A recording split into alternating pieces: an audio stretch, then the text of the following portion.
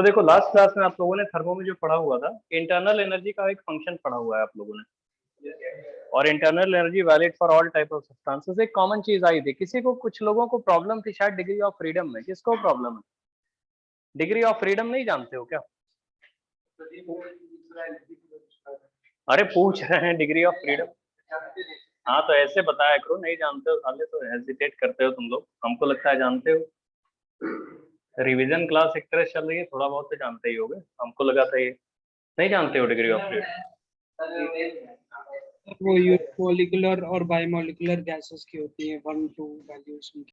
चलो बताते हैं अभी डिग्री ऑफ फ्रीडम। चलिए देखिए, तो हमने लास्ट क्लास में आपको इंटरनल एनर्जी के बारे में बताया था।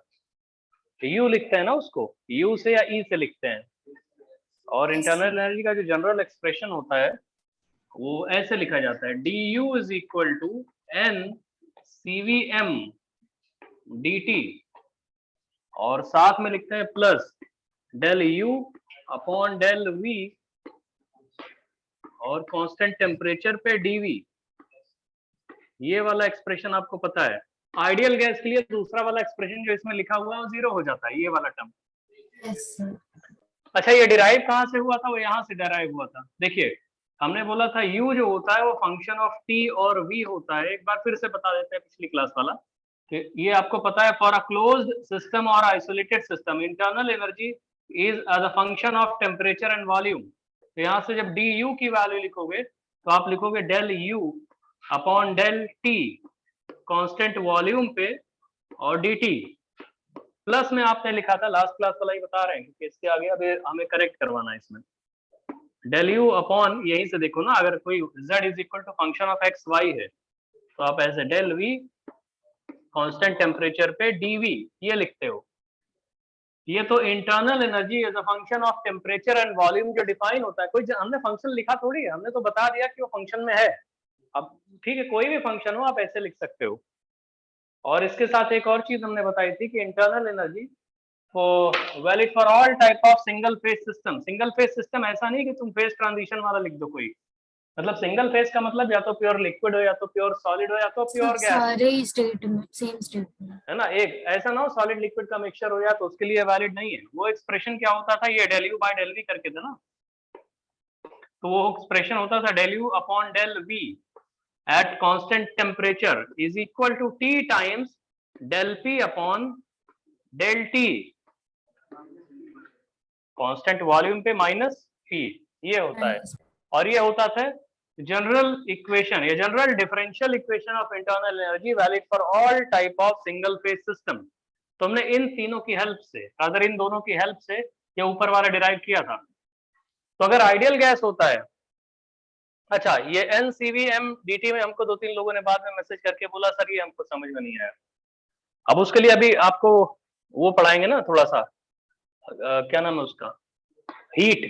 तो हीट में भी समझा देंगे कैसे आया। पहले तो ये बताओ, ये समझ में आ रहा है? Yes sir. और अगर आइडियल गैस वर्किंग सब्सटेंस होता है, अगर आप जानते हो ये ideal gas is working substance. Working substance का मतलब जो आपने पिस्टन में ले रखा है, पिस्टन सिलेंडर पिस्टन अरेंजमेंट में है ना। अगर आइडियल गैस वर्किंग सब्सटेंस है तो आपको ये भी पता है कि इसकी वैल्यू क्या होने वाली है। ये डी यू की वैल्यू क्या हो गई थी? हाँ तो उसको लिख दिए थे हम लोग N C V M D T. और इसी को हमने सी वी एम को जो लिखा हुआ है कहीं कहीं, इसी को आप लोग जो पढ़ के आए हो F R by two. F होता है डिग्री ऑफ फ्रीडम, आर होता है यूनिवर्सल गैस कांस्टेंट, और साथ में आता है D T. CVM molar heat capacity at constant volume, ये होता है अगर आइडियल गैस वर्किंग सब्सटेंस है तो। इतना तो हमको लग रहा है जानते होगे ना। Yes sir. F degree of freedom के बारे में बात किया गया है, तो एफ के बारे में थोड़ा सा बता देते हैं, अभी और डिटेल में बताएंगे। एफ इसको बोलते हैं degree of freedom, DOF degree of freedom. अगर किसी को नहीं पता तो लिख लो इसको, degree of freedom of gas. थोड़ा सा समझा देते हैं, पूरा डिटेल में तो फिजिक्स में तो कहीं देखे होगे आप। Degree of freedom of gas. अब अगर मोनो एटॉमिक गैस होती है, अगर सुनिए क्या क्या कंसिडर किया जाता है degree of. Mono atomic gas है, अगर डाई एटॉमिक गैस है, इनके लिए बता देते हैं। ट्राई एटॉमिक लीनियर गैस है, कुछ लोगों ने हमको बोला था, इसलिए हम फिर से बता रहे हैं। और होती है try atomic non linear gas. Try atomic में दो चीजें पॉसिबल होती है ना, ट्राई एटॉमिक लीनियर भी होती है, ट्राई एटॉमिक नॉन लीनियर भी होती है। Yes, gases sir. के टाइप बता रहे हैं आपको। और लास्ट में आ सकता है पॉली एटॉमिक गैस। गैसेस के जो एटॉमिसिटी होती है वो इन्हीं के टाइप में ऐसे बाइफर्केट कर दी गई है अलग अलग, या तो गैस होगी मोनो एटॉमिक, या तो डाई एटॉमिक, और try atomic, non linear, poly atomic. इनके लिए डिग्री ऑफ फ्रीडम की वैल्यू हम बता रहे हैं आपको। जब इनके लिए डिग्री ऑफ फ्रीडम की वैल्यू आप समझ जाओगे तो आप इनके लिए इंटरनल एनर्जी वाला फॉर्मूला भी पुट करना सीख जाओगे। आर के टर्म्स में आएगा। आर जो है यूनिवर्सल गैस कांस्टेंट है, जिसकी वैल्यू एमकेएस यूनिट में 8.31 जूल पर मोल पर केल्विन होती है कि नहीं होती है? बहुत बढ़िया। Yes, पहले sir. इतना लिखो। अब जो डिग्री ऑफ फ्रीडम है वो बता रहे हैं आपको क्या होता है। एफ, जो डिग्री ऑफ फ्रीडम FR/2 बोलते हो, वो सिर्फ अगर ये सब वैलिड है सिर्फ आइडियल गैस अगर वर्किंग सब्सटेंस है। देखो दोस्त, कॉपी कर लिए? डिग्री ऑफ फ्रीडम क्या होती है वो देखिए। जैसे मोनोएटॉमिक गैस है, मोनोएटॉमिक गैस जनरली हम लोग स्फेरिकल मानते हैं, स्फीयर मानते हैं ना, स्फेरिकल मानते हैं। तो जो डिग्री ऑफ फ्रीडम डिफाइन है वो एक्चुअली में ये बोला जाता है कि ट्रांसलेट कितनी डायरेक्शन में कर सकती है, और अगर ट्रांसलेट कर रही है तो अगर हम लोग किसी X axis, Y axis, Z axis के अबाउट टॉर्क लगाएं, रादर फोर्स लगाएं, तो क्या टॉर्क प्रोड्यूस कर सकता है? पहले बात सुनिए। जो स्फेरिकल चीज होती है जिसे पॉइंट मास होते हैं, तो वो किस तरफ ट्रांसलेट कर सकती है? एक्स एक्सिस की तरफ भी कर सकती है, वाई एक्सिस की तरफ भी कर सकती है, जेड एक्सिस की तरफ भी कर सकती है। Uniform तो number axis में. रादर कोई भी गैसेस होंगी, चाहे मोनोएटॉमिक, चाहे डायटॉमिक, चाहे ट्राइएटॉमिक, लीनियर, नॉन लीनियर और पॉलीएटॉमिक, इनकी जो ट्रांसलेशनल डिग्री ऑफ फ्रीडम है, ट्रांसलेशनल, वो सबके केस में 3 होगी। पूरा भी रुक जाओ, लिखो नहीं, अभी लिखना नहीं। 3 सबके केस में लिख रहे हैं, साथ में भी और भी होगी। 3+ समथिंग आने वाला है। तो इसका मतलब कोई भी मोनोएटॉमिक गैस 3 डायरेक्शन में, मोनोएटॉमिक, डायएटॉमिक, ट्राइएटॉमिक, कुछ भी हो, 3 डायरेक्शन में ट्रांसलेट कर सकती है ना। ट्रांसलेट, तो जितनी डायरेक्शन में ट्रांसलेट कर सकती है उसको हम बोलते हैं translational degree of freedom. Translational.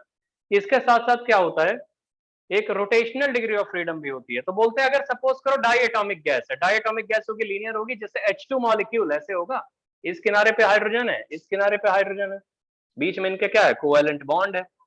तो ये भी ऐसे ट्रांसलेट कर सकती है एक्स एक्सिस में, एक्स एक्सिस में ऐसे ट्रांसलेट करेगी, वाई एक्सिस में सपोज करो ऐसे तुम्हारी तरफ ट्रांसलेट करेगी, जेड एक्सिस में क्या होगा, ऐसे ट्रांसलेट कर सकती है।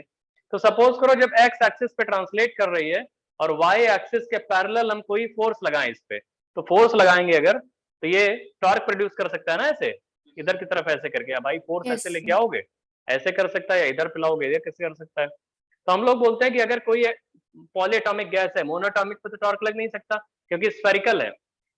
मोनोएटॉमिक वाले पे थोड़ी कर सकते हो आप, भाई वो तो एक्सिस पे मूव कर रही है, तो जो फोर्स लगाओगे उसके सेंटर से पास करेगा। मोनोएटॉमिक गैस को पॉइंट मास मानते हैं हम लोग, तो उसके सेंटर से ही पास करेगा, तो टॉर्क थोड़ी प्रोड्यूस करेगा फोर्स लगाने पे। तो जो डायएटॉमिक गैसेस होती हैं, अगर उनको मतलब उनमें एक बॉन्ड की लेंथ होती है ना, तो अगर एटम पे आप फोर्स लगाओगे ऐसे किनारे से, वाई एक्सिस के पैरेलल, जेड एक्सिस के पैरेलल, समझ रहे हो भैया? तो रोटेशनल डिग्री ऑफ फ्रीडम के बारे में ये बोलते हैं कि जो जिस एक्सिस के अबाउट वो चल रही है, मतलब जिस एक्सिस पे चल रही है, जिस एक्सिस के पैरेलल मूव कर रही है, मान लो एक्स एक्सिस के पैरेलल मूव कर रही है, तो जो टॉर्क आप लगा सकते हो या फोर्स लगाओगे, जो टॉर्क प्रोड्यूस करेगा वो वाई एक्सिस वाला होगा और जेड एक्सिस वाला भी होगा। समझ रहे हो ना? वाई एक्सिस के पैरेलल कोई फोर्स लगा दो तो टॉर्क प्रोड्यूस कर देगा, या जेड एक्सिस के पैरेलल कोई फोर्स लगा दो तो भी टॉर्क प्रोड्यूस करेगा। समझ रहे हो भैया? तो डायएटॉमिक गैस के केस में बोलते हैं 2 रोटेशनल डिग्री ऑफ फ्रीडम है। ट्राई एटॉमिक लीनियर मॉलिक्यूल जो होते हैं, जैसे CO2, कार्बन डाइऑक्साइड, तो कार्बन डाइऑक्साइड में बीच में कार्बन होता है, यहाँ पे ऑक्सीजन है, यहाँ पे ऑक्सीजन है। तो triatomic linear gas can behave like diatomic gas. Diatomic gas की थोड़ा तरह से बीच बिहेव में आ करेगी। जाइए, वो हम लोग को दिख नहीं रहा सर। वो आप जो मतलब टॉर्क वगैरह का दिखा रहे ठीक है, समझ रहे हो भैया? अभी दिख रहा है तुम लोग को? अरे वो ऑनलाइन वालों को प्रॉब्लम। देखो हम ये बोल रहे हैं कि अगर ट्राई एटॉमिक गैस है, तो ट्राई एटॉमिक अगर गैस होगी तो उसको भी तो लीनियर मान सकते हो। अगर लीनियर, ट्राई एटॉमिक लीनियर है तो डाई एटॉमिक की तरह बिहेव करेगी। जैसे CO2 गैस है, HCF2 आप जानते हो, ज़ेनॉन डाइफ्लोराइड। अबे sp3 डिहाइब्रिडाइज्ड होता है, लीनियर गैस होता है। अरे 2 सिग्मा 3 लोन पेयर वाले वो सारे Yes, sir. लीनियर होते हैं। तो आप बीच में जेनॉन रहेगा, किनारे पे फ्लोरीन और किनारे पे फ्लोरीन। तो triatomic linear gas as well can behave like a diatomic gas. तो इसकी सारी degree of freedom exactly equal होंगी जैसे डाई एटॉमिक की होती थी। तो ये भी एक्स एक्सिस के अबाउट भी ट्रांसलेट कर सकता है, वाई एक्सिस के अलोंग भी ट्रांसलेट कर सकता है और जेड एक्सिस के अलोंग भी ट्रांसलेट कर सकता है। लेकिन ये एक्स एक्सिस के अलोंग अगर ट्रांसलेट कर रहा होगा तो आप जब फोर्स लगाओगे वाई एक्सिस के पैरेलल, है ना, तो उस पे मतलब किसी एटम पे लगाओगे तो टॉर्क प्रोड्यूस कर सकता है वो। और वैसे जेड एक्सिस के पैरेलल फोर्स लगाओगे तब भी टॉर्क प्रोड्यूस कर सकता है वो। समझ में आ रहा है भैया? यस तो सर। इसका मतलब है मोनोएटॉमिक गैस के केस में क्या होता है, जो ट्रांसलेशनल डिग्री ऑफ फ्रीडम 3 है, रोटेशनल डिग्री ऑफ फ्रीडम 0 है, 0। क्योंकि मोनोएटॉमिक गैस एक स्फीयर की तरह होती है, पॉइंट मास होते हैं। जब उस पर फोर्स लगाओगे किसी भी एक्सिस के अबाउट, अभी रुक जाओ तुरंत मत लिखो, एक टाइम दे रहे हैं, तो कोई टॉर्क प्रोड्यूस नहीं करेगा। और वैसे डाईएटॉमिक गैस के केस में 2 होती है rotational degree of freedom, triatomic linear के केस में भी 2 रोटेशनल डिग्री ऑफ फ्रीडम होती है। रुक जाना, अभी वाइब्रेशनल के बारे में बात करना है। ट्राईएटॉमिक नॉन लीनियर गैसेस भी होती हैं। ट्राईएटॉमिक नॉन लीनियर गैस जैसे BF3 ले लो, BF3 जानते हो, अमोनिया ले लो, Yes. BF3 ले लो, ये सब ट्राईएटॉमिक नॉन लीनियर गैसेस होती हैं। तो सॉरी अमोनिया नहीं, वाटर ले लो, ट्राईएटॉमिक वाटर ले लो, बेंड शेप की होती है, लीनियर थोड़ी है वो, अगर गैस स्टेट में है तो। अमोनिया मत ले लेना, अमोनिया टेट्राएटॉमिक हो जाएगा, है भैया, कोई डाउट? ठीक है। तो क्या होता है इसमें, अगर आप ट्रांसलेट कराओगे तो तीनों डायरेक्शन में ट्रांसलेशनल, तो तीनों डायरेक्शन में हो सकता है, X axis, Y axis, Z axis में। रोटेशनल डिग्री ऑफ फ्रीडम इसकी 3 होंगी। एक्स एक्सिस के पैरेलल अगर फोर्स लगाओगे तब भी वो टॉर्क प्रोड्यूस कर देगा क्योंकि उनका शेप ही ऐसा है। वाई एक्सिस के अबाउट लगाओगे या जेड एक्सिस के पैरेलल कोई फोर्स लगाओगे तो टॉर्क प्रोड्यूस करेगा। बताओ इसमें कोई प्रॉब्लम है? ट्राईएटॉमिक। और वैसे ही इसमें पॉलीएटॉमिक में भी। तो हमने अभी ट्रांसलेशनल डिग्री ऑफ फ्रीडम और रोटेशनल डिग्री ऑफ फ्रीडम के बारे में बोला इन सारी गैसेस के लिए। मतलब अभी total degree of freedom F की बात कर रहे हैं, तो टोटल डिग्री ऑफ फ्रीडम हमेशा ट्रांसलेशनल और रोटेशनल का समेशन होता है। वेरी हाई टेम्परेचर पे क्या होता है, वाइब्रेशनल डिग्री ऑफ फ्रीडम भी एक्टिवेट हो जाती है। मॉलिक्यूल जैसे H2 मॉलिक्यूल है, ये वाइब्रेट भी करना शुरू कर जाते हैं। वाइब्रेशन कैसे हो सकता है H2 मॉलिक्यूल में? जैसे स्प्रिंग होती है, बोला जाता है जो बॉन्ड्स होते हैं केमिकल बॉन्ड, वो स्प्रिंग की तरह बिहेव करते हैं।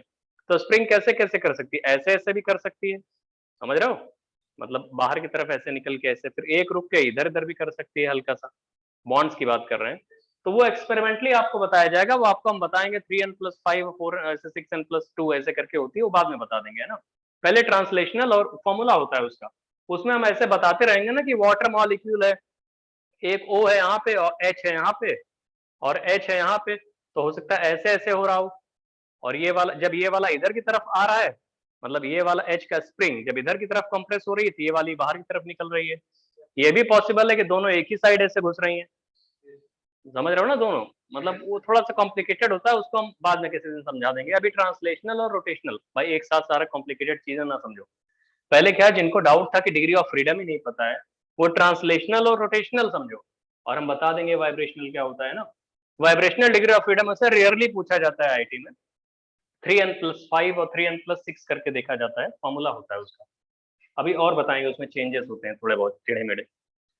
तो total degree of freedom including translational और rotational degree of freedom monoatomic gas की 3 होती है, डाईएटॉमिक गैस की 5, लीनियर ट्राईएटॉमिक गैस की 5 और नॉन लीनियर ट्राईएटॉमिक गैस की 6 और पॉलीएटॉमिक गैस किसी भी गैस की अगर आप देखोगे 6 आएगी। तो इस एफ की वैल्यू गैसेस के लिए डिपेंडिंग अपॉन कौन सी गैस आपने चूज किया ये आपको पता लग जाएगा।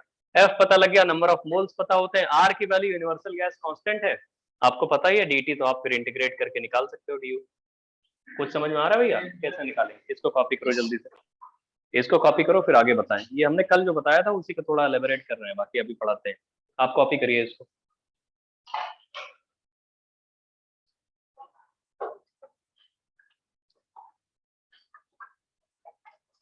जल्दी करो दोस्त, कॉपी कर लो पूरा, समझ के लिखना।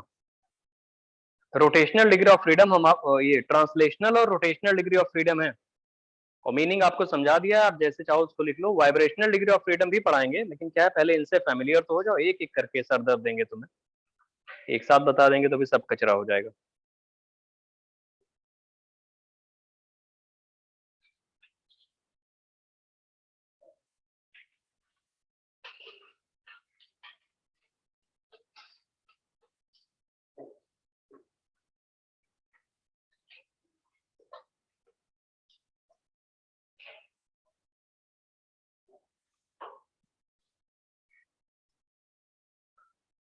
Translational degree of freedom, rotational degree of freedom, हमने वही अभी तो लिखे हैं, वाइब्रेशनल लिखा ही नहीं। वाइब्रेशनल काफी हाई टेम्परेचर पे एक्टिवेट होती हैं और उनको बताने का तरीका होता है। एक आध दो प्रूफ कर सकते हैं, सारी गैसेस के लिए प्रूफ नहीं कर पाएंगे वाइब्रेशनल हम, प्रूफ दे देंगे, लेकिन डायटोमिक और ट्राइएटोमिक गैस के लिए वाइब्रेशनल डिग्री ऑफ फ्रीडम का हम प्रूफ दे सकते हैं।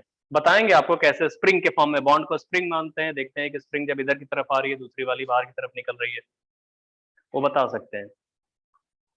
लेकिन अभी पहले इतना लिखो, इतना हो गया है तो अब देखिए कॉपी कर लिया इतना, तो कुछ कंफर्टेबल हुआ भैया? किसी को जो डाउट था कि डिग्री ऑफ फ्रीडम ही हमको नहीं पता है, ये सीवीएम की वैल्यू, अबे तो सीवीएम, अच्छा सीवीएम तो जानते हो हम, अच्छा ये थोड़ा बहुत तो पढ़े होगे 12th में 11th में कि molar heat capacity at constant volume होता है ये।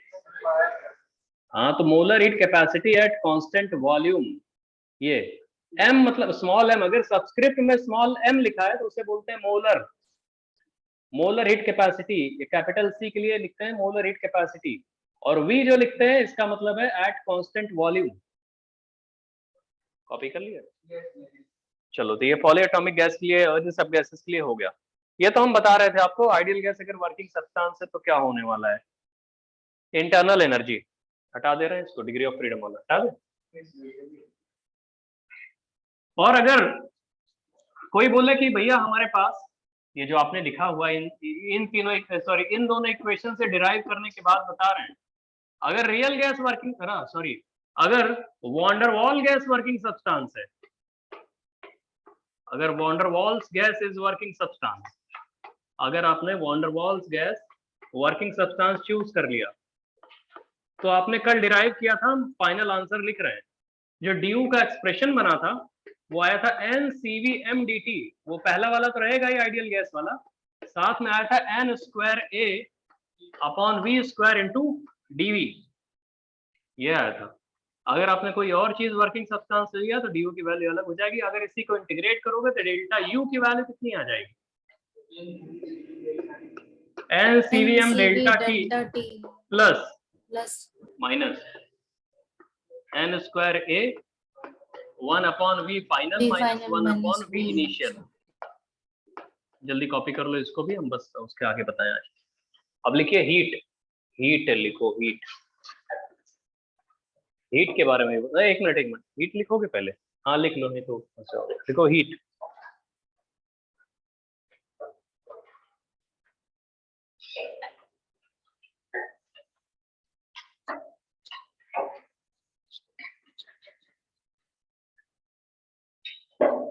देखो दोस्त, हीट क्या होती है उसके लिए आपने बेसिक फॉर्मूला, हीट को किससे रिप्रेजेंट करते हैं? Q से रिप्रेजेंट करते हैं, और ये पाथ फंक्शन होता है, पाथ फंक्शन होता है। इनफाइनेटली स्मॉल अगर हीट देखोगे तो उसको dq लिखते हैं, देखो ऐसे dq जरूर लिखते हैं dq, लेकिन dq को इंटीग्रेट करोगे तो डेल्टा क्यू नहीं लिखते हैं, ये गलत होता है, ये इनएग्जैक्ट डिफरेंशियल होता है। कभी भी आप देखोगे Q वाला अगर ना, तो ये इनएग्जैक्ट डिफरेंशियल होता है। कल आपको बताया था exact differential, Euler's reciprocity theorem, वो ये थोड़ी फॉलो करता है। मतलब अगर आपको इंटीग्रल dq लिखना है तो उसको आपको लिखना पड़ेगा q, तो ये एक्चुअली में लिख सकते हो कि ये स्टेट फंक्शन नहीं है, ये पाथ फंक्शन है, और इसको आप लिमिट जैसे वो डेफिनिट वाला होता है ना, तो वो नहीं कर सकते। तो ये तो हो गया, चलो। अच्छा, dq इज इक्वल टू आप जानते क्या हो, ms dt, सुना होगा ना तुम लोगों ने, और ये वाला सारे सब्सटेंसेस के लिए वैलिड है। आप जानते हो सॉलिड लिक्विड गैस, इसमें हमेशा आइस वाइस भी तो लेके चलते हो, फिजिक्स में कैलोरीमेट्री पढ़ते हो, ऐसे ये तो सबके लिए वैलिड है। MSDT, पहले इसको लिखो, या इसी को इंटीग्रेट करते हैं अगर हम लोग, तो ये आ जाता है Q is equal to MS delta T, याद है? Q is equal to MS delta T आता है इंटीग्रेट करने पे, डेल्टा Q नहीं आता वो, क्योंकि एक्चुअली में Q इनएग्जैक्ट डिफरेंशियल होता है, तो इंटीग्रेट नहीं कर सकते उसको आप, इंटीग्रेट करके वो लिमिट्स नहीं लगा सकते उस पर। इनएग्जैक्ट डिफरेंशियल की बात कर रहे हैं हम तो ये बता रहे हैं dq is equal to ms dt। अच्छा, dq क्या बोलते हैं? हीट चेंज तो हो गया। m बोलते हैं मास ऑफ सब्सटेंस, जो भी आपने लिया हुआ है, लेकिन ये mass of single phase substance की बात होती है। अगर आपने सिंगल फेज सब्सटेंस नहीं लिया है तो वहां पे dq is equal to m into l आ जाता है।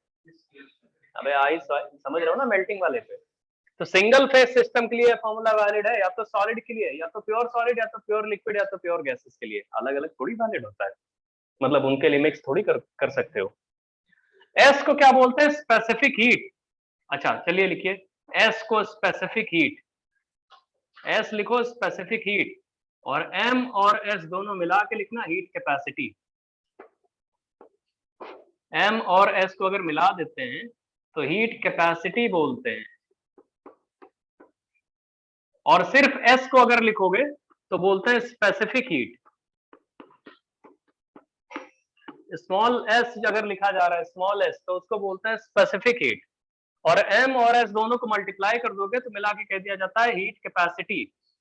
इसलिए आपको कल बताया भी था कि स्पेसिफिक हीट इंटेंसिव होती है और हीट कैपेसिटी एक्सटेंसिव प्रॉपर्टी होती है, क्योंकि वो मास पे डिपेंड करती है। एम और एस मिला के लिखा हुआ है ना तुमने, तो यहां से भी समझ सकते हो। तो ये dq is equal to M S D T जो फॉर्मूला है ये valid for all type of substances, solid liquid gas. Gases case में क्या होता है अच्छा बाकी सॉलिड और लिक्विड में जनरली हम लोग मास में डील करते हैं, लेकिन गैसेस के केस में क्या होता है, कन्वेंशन बनाया गया कि हम हमेशा मोल्स में डील करेंगे ना भैया। मोल्स। तो मोल्स में जब डील करेंगे तो लोगों ने बोला ये मोल्स में आएगा तो मास हटाओ, तो मास हटाओ तो एक काम करते हैं मास अपॉन मॉलिक्यूलर मास कर दो, जो भी वर्किंग सब्सटेंस गैस होगी ना उसका मॉलिक्यूलर मास तो पता ही रहेगा। तो इसी फॉर्मूले से हम क्या करते हैं, मान लो उसी में मॉलिक्यूलर मास से डिवाइड कर दो, तो ये dq तो वही रहेगा, यहाँ पे आ जाएगा mass upon molecular mass of gas, और फिर मॉलिक्यूलर मास ऊपर मल्टीप्लाई भी तो करना पड़ेगा भाई, m इंटू एस ऊपर आ जाएगा और इंटू dt रहेगा, और ये जो मास अपॉन मॉलिक्यूलर मास ये क्या हो जाएगा, मोल्स। तो dq इज इक्वल टू इसको हम कह सकते हैं मोल्स, अगर गैस वर्किंग सब्सटेंस है मोल्स, और m इंटू एस को इसको एक बड़ा सा c बोल दिया जाता है c, और c के नीचे सबस्क्रिप्ट में लिख दिया जाता है स्मॉल m, मतलब बोले तो मोलर। अरे एक मोल के लिए जैसे specific heat per unit mass define की गई थी स्मॉल s, तो उसी स्मॉल s से रिसेंबल करता हुआ एक कैपिटल C लिख रहा हो तो उसके नीचे स्मॉल m लिखोगे, सिर्फ ये रिप्रेजेंट करने के लिए मोलर हीट कैपेसिटी है ये, मोलर हीट कैपेसिटी। और n और cm को मिला दोगे इसको बोलेंगे हीट कैपेसिटी। जैसे साले यहाँ हीट कैपेसिटी होता था सॉलिड लिक्विड के लिए, यहाँ पे गैस के लिए हो जाएगा, और साथ में क्या रहेगा dt। ये वाला फॉर्मूला है हीट लिखने का जब गैस कोई वर्किंग सब्सटेंस होगा, क्योंकि गैसेस तो जनरली मोल्स में डील करते हैं, और इसको C जो हमने लिख दिया यहाँ पे उसको आप समझ सकते हो। जल्दी करो इसको फिर बताते हैं। Cm को अलग से लिखना, N और Cm मिला के अलग से लिखना, अभी बताते हैं। लिखो Cm इज, पहले इतना कॉपी कर लो, कॉपी कर लो सब लोग, कॉपी कर लो, फिर उसके बाद लिखो Cm। Cm को क्या बोलते हैं, C और जो सबस्क्रिप्ट में M लिखा है, कैपिटल C है स्मॉल m है सबस्क्रिप्ट में, लिखो Cm is known as molar heat capacity of gas. Cm is known as molar heat capacity of gas. Molar heat capacity. Molar heat capacity, और n से अगर multiply कर दोगे n into C M, तो लिखो n into C M दोनों मिला के उसे बोलते हैं heat capacity of gas. n into C M, इसे जब लिखोगे आप तो इसे बोलते हैं heat capacity of gas. Molar heat capacity अलग होती है और हीट कैपेसिटी अलग होती है ना भैया। इसी के रिलेशन, इसी के टर्म्स में हमने आपको कल बताया था, हमें लगा था तुम लोग जानते होंगे, वैसे जानते भी थे काफी लोग जो नहीं जानते थे। अगर कांस्टेंट वॉल्यूम पे हीट सप्लाई की जाती है, देखो दोस्त, अगर कांस्टेंट वॉल्यूम पे हीट सप्लाई की जाती है तो उसको बोलते हैं dQV, ऐसे V लिख देते हैं, मतलब कांस्टेंट वॉल्यूम पे। ये क्या हो जाएगा N CV, अभी रुक जाओ हम बता रहे हैं ना, CVM, अरे इसे V लिख दिया जाता है, इनटू DT। तो जहां पे ये लिखे उसके बाद लिखो if heat is supplied to a system at constant volume, इसके बाद लिखना है if heat is supplied to a system at constant volume, it can be written like this. If heat is supplied to a system at constant volume, तो उसको हम कैसे लिख सकते हैं, dQV. If heat is supplied to a system at constant volume, so it can be written like dQV is equal to NCVM dt. If heat is supplied to a system at constant volume, it can be written like this, dQV is equal to NCVM dt. ठीक है, नहीं समझ रहे हो भैया? Yes हाँ दोस्त, तो वैसे आपको एक चीज और बता दें जो हमेशा ट्रू है कि अगर कांस्टेंट वॉल्यूम पे किसी भी सिस्टम में हीट सप्लाई करते हो तो वो सिर्फ सिस्टम की इंटरनल एनर्जी बढ़ाने में यूज होती है ना? यस खुद भी सोच लो। अब आप लोग को बता सकते हैं कि फर्स्ट लॉ थर्मोडायनेमिक्स जानते हो, अगर कांस्टेंट वॉल्यूम पे कुछ भी करोगे तो वर्क डन जीरो हो जाएगा, डीवी वाला टर्म जीरो हो जाएगा। तो जितनी हीट सप्लाई करोगे वो सिर्फ इंटरनल एनर्जी बढ़ाने में आती है। तो जब यहाँ पे लिख ही चुके हो तो इसको रुक जाओ साले, इसी को आप देखो, हम तुम लोग को बता सकते हैं, सबको नहीं बता सकते क्योंकि तुम लोग तो पढ़े हुए हो ना।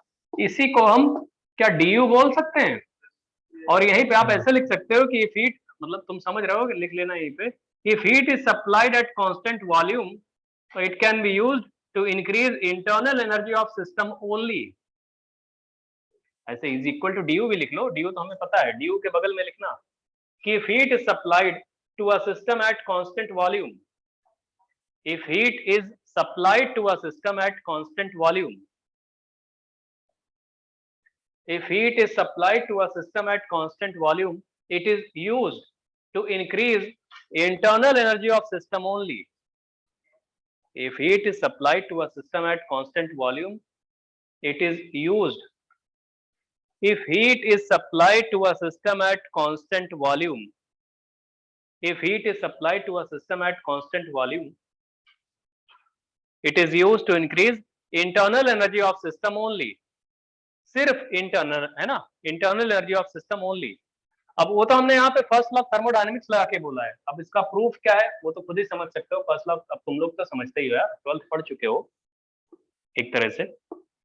अब जिसको नहीं पता होता उसको हम पहली बार क्या बताते हैं, जैसे अब जिसको हमने फर्स्ट लॉ थर्मोडायनेमिक्स नहीं पढ़ा है उसको बोलते हैं याद कर लो कि अगर हीट तुमने किसी सिस्टम में सप्लाई किया कांस्टेंट वॉल्यूम पे तो वो सिर्फ पूरे सिस्टम की इंटरनल एनर्जी बढ़ाने में यूज होगी। तुम तो प्रूफ भी जानते हो कि वर्क डन की वैल्यू जीरो हो जाएगी, इसलिए ऐसा हो गया, ठीक है।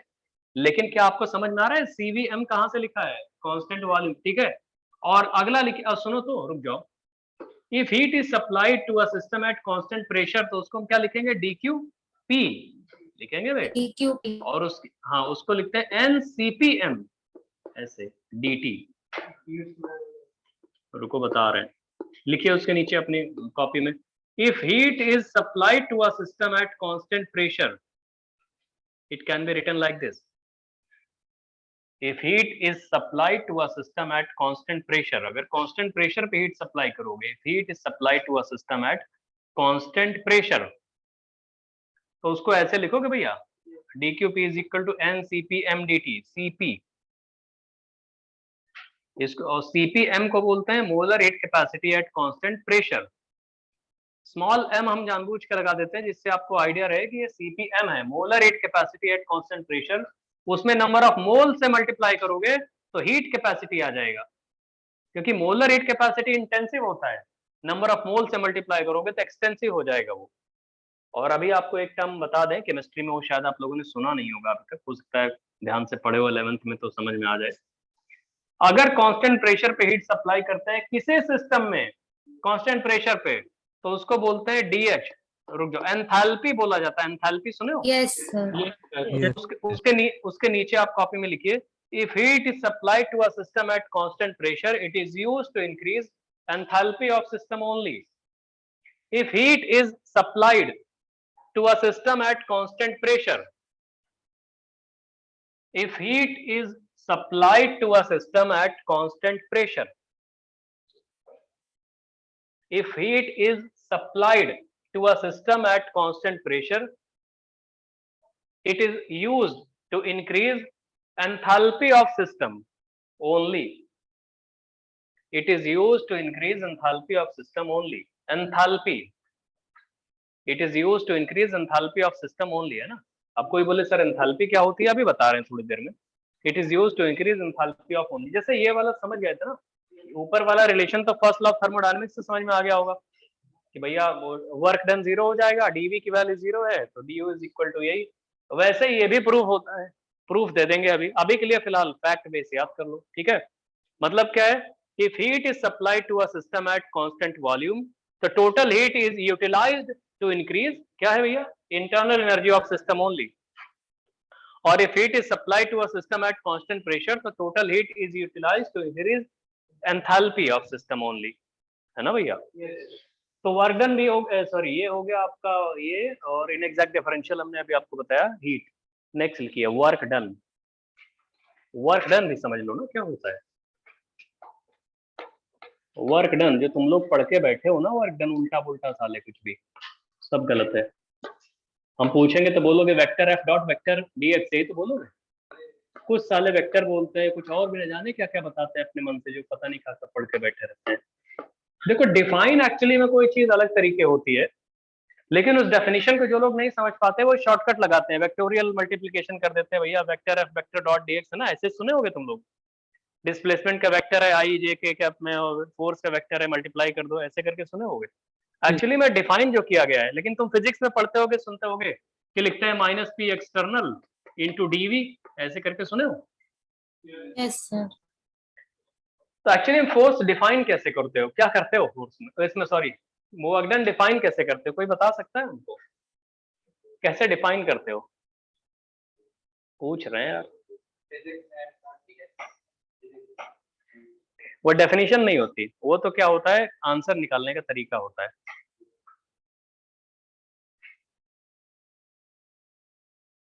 लिखो it may be define as mechanical engagement required, बताते हैं अभी क्या होता है, रुकिए। It may be define as mechanical engagement required, it may be defined as mechanical engagement required to displace a body dx. It may be defined as a mechanical engagement required to displace a body dx, to displace a body dx against external opposing force, against, देखो हमारी बात सुनो, it may be defined as a mechanical engagement required to displace a body dx against external opposing force F, ऐसे external opposing force F external, ऐसे लिखना F external.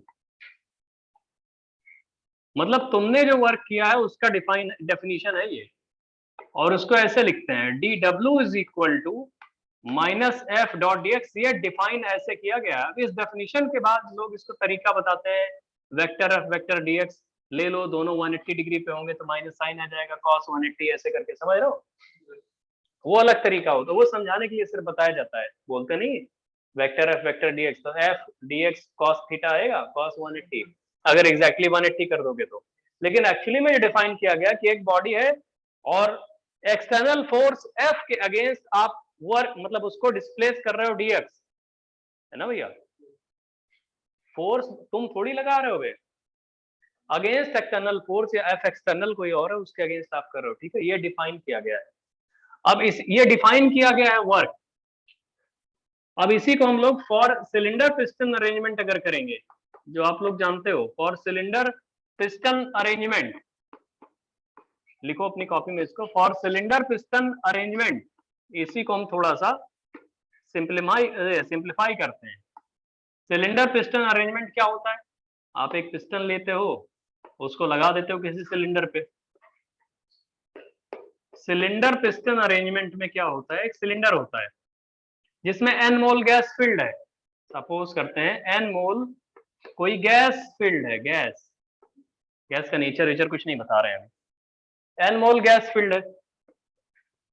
आप इसको थोड़ा सा ऊपर की तरफ ले जाते हो पिस्टन, रुक जाओ बे, ऊपर की तरफ जब ले जाते हो आप इसको, तो क्रॉस सेक्शनल एरिया अगर पिस्टन का ए है, सपोज करो क्रॉस सेक्शनल एरिया ए, अच्छा पूरे केमिस्ट्री में हम मासलेस पिस्टन पढ़ेंगे। कोई बोले सर आप तो सब डिटेल में बता रहे हो, मासलेस क्यों बता रहे हो? आप मास ले लोगे तो कुछ नहीं, फ्री बॉडी डायग्राम बनाना पड़ेगा बार बार, हम उसको नहीं करना चाहते। तो देखो हमने बोला कि ये पिस्टन आपका डीएक्स डिस्प्लेसमेंट ऊपर चला गया, निकल गया है ना, और बाहर की तरफ से कोई फोर्स लगा हुआ है, एफ एक्सटर्नल लगाया हुआ है आपने, या अदर पी एक्सटर्नल होगा ना, इंटरनल प्रेशर गैस का होता है। अच्छा इस पी इंटरनल, ये देखो ध्यान से देखो, थोड़ा छोटा लिख रहे हैं, ये ऑनलाइन ऑफलाइन सब लोग देखना है। यहाँ पे एक लिखा है पी इंटरनल, INT बोले तो पी इंटरनल। इस पी इंटरनल को आप इक्वेशन ऑफ स्टेट के फॉर्म में लिख सकते हो, कुछ साले जो PV is equal to NRT या वॉन डेर वाल वाली जो इक्वेशंस लिखते हैं वो पी इंटरनल के लिए होती हैं, बाहर के प्रेशर Yes, के लिए sir. थोड़ी होती हैं। बाहर सराउंडिंग्स sir. है, सराउंडिंग्स के लिए आप कोई इक्वेशन ऑफ स्टेट नहीं बना सकते हो, कभी बनती भी नहीं है। पी एक्सटर्नल ये होता है। तो दोस्त ये जो लिखा है ना D W is equal to minus F external into DV, oh sorry DX, इसमें एरिया से जो एरिया क्रॉस सेक्शनल एरिया जो पिस्टन का है उससे मल्टीप्लाई कर दो, उससे डिवाइड भी कर दो। तो डी डब्ल्यू को हम ऐसे भी लिख सकते हैं माइनस एफ एक्सटर्नल अपॉन ए और मल्टीप्लाइड बाई ए डीएक्स। तो ए डीएक्स जो है वो तो डीएक्स डिस्प्लेसमेंट जब पिस्टन जाएगा तो भैया ए क्रॉस सेक्शनल एरिया के अक्रॉस, तो जो वॉल्यूम उसने किया होगा जो भी है स्वैप किया होगा उसे डीवी बोल देंगे। तो जब सिलेंडर पिस्टन अरेंजमेंट होता है तो वर्क डन का फॉर्मूला लिखा जाता है minus P external into DV, अगर सिलेंडर पिस्टन अरेंजमेंट है तो। और पी एक्सटर्नल पे कभी भी आप कोई इक्वेशन नहीं लगा सकते, equation of state P external के लिए होती नहीं है, सराउंडिंग्स के लिए कुछ नहीं होता। पी इंटरनल होता है जिसके लिए आप PV is equal to NRT लगा सकते हो कोई गैस के लिए, या van der Waals equation of state लगा सकते हो, या कोई और इक्वेशन ऑफ स्टेट लगा सकते हो। पी एक्सटर्नल के लिए आप कुछ नहीं कर सकते। P external as it is आपको रखना पड़ेगा, और पी एक्सटर्नल की वैल्यू कांस्टेंट होती है जो भी वैल्यू होती है, क्योंकि सराउंडिंग्स में आप चेंज नहीं कर सकते। बताते हैं, पहले इतना लिखो, क्योंकि हमें सिलेंडर पिस्टन अरेंजमेंट ही डील करना है आगे चल के, इसलिए हम बता रहे हैं सारा सिलेंडर पिस्टन अरेंजमेंट वाला। अरे पी इंटरनल इसलिए बता दिया क्योंकि एन मोल गैस है, कोई बोले कौन सी गैस है, तो जो गैस होगी उसके अकॉर्डिंग पी इंटरनल वैरी भी करेगा। अगर आइडियल गैस होगी तो इसी पी इंटरनल की value PV equal to NRT के फॉर्म में लिखेंगे। अच्छा, yes. नहीं आइडियल गैस होगी। yes. और अगर रियल गैस होगी तो इसी पी इंटरनल की वैल्यू हम लोग वॉन डेर वाल इक्वेशन से, अगर वॉन डेर वाल गैस होगी होता है इसमें। कोई और गैस होगी, समझ रहे हो भैया। तो जब भी Yes. सिलेंडर पिस्टन अरेंजमेंट आएगा तो हम D W is equal to minus F external नहीं लिखेंगे, D W is equal to minus P external into DV लिखेंगे। और पी एक्सटर्नल का मतलब है ये एक्सटर्नल प्रेशर जो लगाया है पिस्टन पे। अब इस एक्सटर्नल प्रेशर की वैल्यू सुनिए, हमने आपको कल बताया था यूनिवर्स जो होता है वो सिस्टम प्लस सराउंडिंग होता है। सराउंडिंग जो होता है पूरा कांस्टेंट होता है, जो भी सराउंडिंग्स में चीजें हैं वो पूरे कांस्टेंट है। अगर तुमने सराउंडिंग में प्रेशर वेरी कर दिया ना तो सराउंडिंग में फिर एक नया सिस्टम बन जाएगा। अबे फील कर पा रहे हो? देखो सिस्टम क्या है, एक सिस्टम का मतलब एक ऐसा रीजन होता है जहां पे एक प्रोसेस इज कैरिड आउट। अब क्या हो रहा है उसमें कि अगर सराउंडिंग्स बाकी बची हुई चीजें होती हैं, जैसे हम लोग यहाँ पे पढ़ रहे हैं, इसके बाहर बची हुई हर चीज सराउंडिंग्स है। सराउंडिंग्स में अगर फिर कोई नया सिस्टम बना दोगे या प्रेशर चेंज कर दिया आपने, कुछ भी चेंज कर दिया, तो एक नया सिस्टम नहीं क्रिएट हो जाएगा। तो हम लोग क्या बोलते हैं, सिस्टम सिर्फ यही है, बाकी बचा हुआ सब कुछ सराउंडिंग है। तो जो पी एक्सटर्नल की वैल्यू होगी वो कांस्टेंट होगी। और पी एक्सटर्नल की दो पॉसिबल, अभी हम आपको जब इरिवर्सिबल प्रोसेसेस पढ़ाएंगे, अभी तो रिवर्सिबल भी नहीं शुरू किया। रिवर्सिबल प्रोसेस में आप जानते हो क्या होता है, इरिवर्सिबल में दो चीजें बताएंगे, या तो पी एक्सटर्नल की वैल्यू जीरो है जिसको फ्री एक्सपेंशन बोलते हैं, और या तो पी एक्सटर्नल की वैल्यू नॉन जीरो है तो उसको बोलते हैं इंटरमीडिएट एक्सपेंशन। देखो रिवर्सिबल प्रोसेसेस सिर्फ एक तरीके कैरिड आउट होते हैं, वेरी वेरी स्लोली, है ना। इरिवर्सिबल प्रोसेसेस दो तरीके कैरिड आउट होते हैं, या तो अगेंस्ट वैक्यूम होते हैं या तो अगेंस्ट एक कांस्टेंट एक्सटर्नल प्रेशर। कुछ कंफ्यूजन तो नहीं लगता? समझ में आ रहा भैया? ये वर्क डन का फॉर्मूला समझ गए? हमारा बताना है। अच्छा थोड़ा चलिए इसको जल्दी से कॉपी कर लो, जो भी कुछ बचा है, जो भी तुम्हें कुछ याद आ रहा है हमने बोला नहीं लिख पाया उसे कॉपी कर लो, फिर हम अब इसको हटा के शुरू करने जा रहे हैं, कुछ और शुरू करने जा रहे हैं। हाँ बताओ है? अबे बताएंगे अभी, रुको।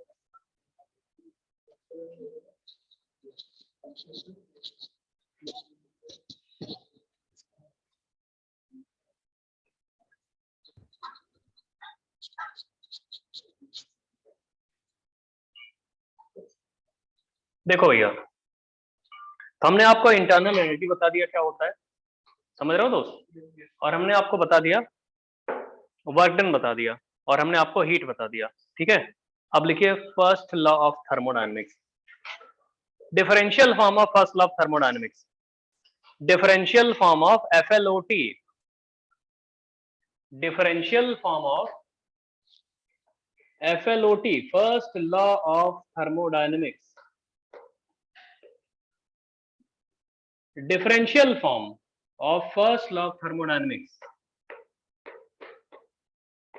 du is equal to dq plus dw, इसे बोलते हैं differential form of first law of thermodynamics. Differential form of first law of thermodynamics ये होता है, मैथमेटिकली बता रहे हैं आपको। इंटीग्रल फॉर्म इसी का क्या आ जाएगा, इंटीग्रेट कर दो ऊपर वालों को, du को इंटीग्रेट करोगे तो क्या आएगा, बीइंग स्टेट फंक्शन, अगर du को तुमने इंटीग्रेट किया तो आएगा डेल्टा u, लिमिट्स लग जाएंगी उस पे, लेकिन बीइंग एग्जैक्ट डिफरेंशियल होने की वजह से ऐसा हुआ था। लेकिन dq और dw बीइंग इनएग्जैक्ट डिफरेंशियल, वो डेल्टा नहीं आएगा उनके आगे, वो आएगा q प्लस Q w। और W। ठीक है भैया, तो ये integral form of first law of thermodynamics है। पहला वाला डिफरेंशियल फॉर्म था, दूसरा वाला इंटीग्रल फॉर्म है फर्स्ट लॉ ऑफ थर्मोडायनेमिक्स का, है ना दोस्त। फर्स्ट लॉ ऑफ थर्मोडायनेमिक्स के बचपन में जो हम लोग 8th क्लास में स्टेटमेंट पहली बार पढ़े थे कि energy can neither be created not destroyed, it can only be converted from one form to another form. जानते हो इसको नहीं जानते? 8th 9th में ऐसे तो पढ़ाया जाता है। और फर्स्ट लॉ ऑफ थर्मोडायनेमिक्स क्या होता है, कुछ लोग बोलते हैं एनर्जी कंजर्वेशन होता है, बिल्कुल सही बोलते हैं। कई स्टेटमेंट है इसके, कहीं देखोगे कोई पूछे फर्स्ट लॉ ऑफ थर्मोडायनेमिक्स क्या है तो बोल दो एनर्जी कंजर्वेशन है, तो करेक्ट है। कोई बोले और क्या है, बोल दो यूनिवर्स की एनर्जी जो है वो हमेशा कांस्टेंट रहती है, वो भी फर्स्ट लॉ ऑफ थर्मोडायनेमिक्स है। हाँ, ये आपसे कोई पूछे तो यही बोल दो energy neither created not destroyed, ये भी फर्स्ट लॉ ऑफ थर्मोडायनेमिक्स है। मैथमेटिकली उसको ये बोलते हैं कि internal energy of a system can be changed either by changing heat content of system or by doing work on the system, या work on the system या work by the system। work हम on the system बोलेंगे, लेकिन आप चाहे उसको work by the system लिख लो, चाहे समझ में आ रहा है आप लोगों को। internal energy of a system can be changed by changing heat content या work done। लिखिए जरा स्टेटमेंट्स लिखिए, FLOT का स्टेटमेंट क्या होता है लिखिए। internal energy associated with the system can be altered, internal energy associated with the system can be altered, internal energy associated with the system can be altered by either by changing internal energy associated with the system can be altered either by changing heat, either by changing heat or by doing work or both, either by changing heat or by doing work or both। अरे Q और W में दोनों, एक किसी एक को change कर दो या दोनों को चेंज कर दो। अब हमने अभी ये सब नहीं बताया, work done on the system, work done by the system, ये सब कुछ नहीं बोल रहे हैं, बस एक बात बता रहे हैं कि DU किसी का चेंज कैसे कर सकते हो, है ना भैया। इस रूम में एक पर्टिकुलर इंटरनल एनर्जी है, मतलब किसी भी मान लो रूम वैक्यूम खाली जगह होती तो कैसे कर सकते हैं, इसमें गैसेस फिल्ड होती तो आप टेम्परेचर बढ़ा दो इसका, है ना, हीट दे दो बाहर से लाके, हीटर वीटर यहाँ पे लगा दो, कुछ समझ रहे हो भैया। तो ये फर्स्ट लॉ ऑफ थर्मोडायनेमिक्स का मैथमेटिकल स्टेटमेंट है, उसको हमने लिखा है। बाकी आप वो थ्योरेटिकल, बाकी छोटे छोटे स्टेटमेंट नहीं होते हैं, ये लिख लो, ये एनर्जी कंजर्वेशन का लॉ है, लॉ ऑफ एनर्जी कंजर्वेशन, ऐसे पॉइंट स्टार बना के लिख लो कि जो FLOT है is law of energy conservation. अब जब लिख रहे हो बता रहे हैं तो कॉपी कर लो, FLOT is law of energy conservation, या इसी को बोलते हैं एनर्जी ऑफ यूनिवर्स। ये हमेशा कांस्टेंट रहती है, हमेशा कांस्टेंट है energy. FLOT is law of energy conservation, या इसकी हम लोग क्या बोलते हैं, एनर्जी कांस्टेंट रहती है ना दोस्त। और बाकी तो जानते ही हो, energy can neither created nor destroyed. मन करे तो लिख लो, नहीं करे तो मत लिखो, छोड़ दो उसको, क्या लिखोगे, बच्चे थोड़ी। समझ गए इतना? लिखो साइन कन्वेंशन। साइन कन्वेंशन ये बड़ी इंटरेस्टिंग चीज है, फिजिक्स और केमिस्ट्री में यही डिफर करता है। साइन कन्वेंशन इसका,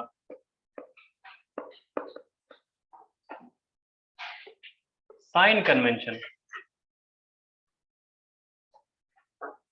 पहले हम आपको इंटरनल एनर्जी पे बताते हैं, ऐसे स्टार बना पॉइंट लिखते जाना। पॉइंट नंबर 1 लिखो, increase in internal energy is said to be positive.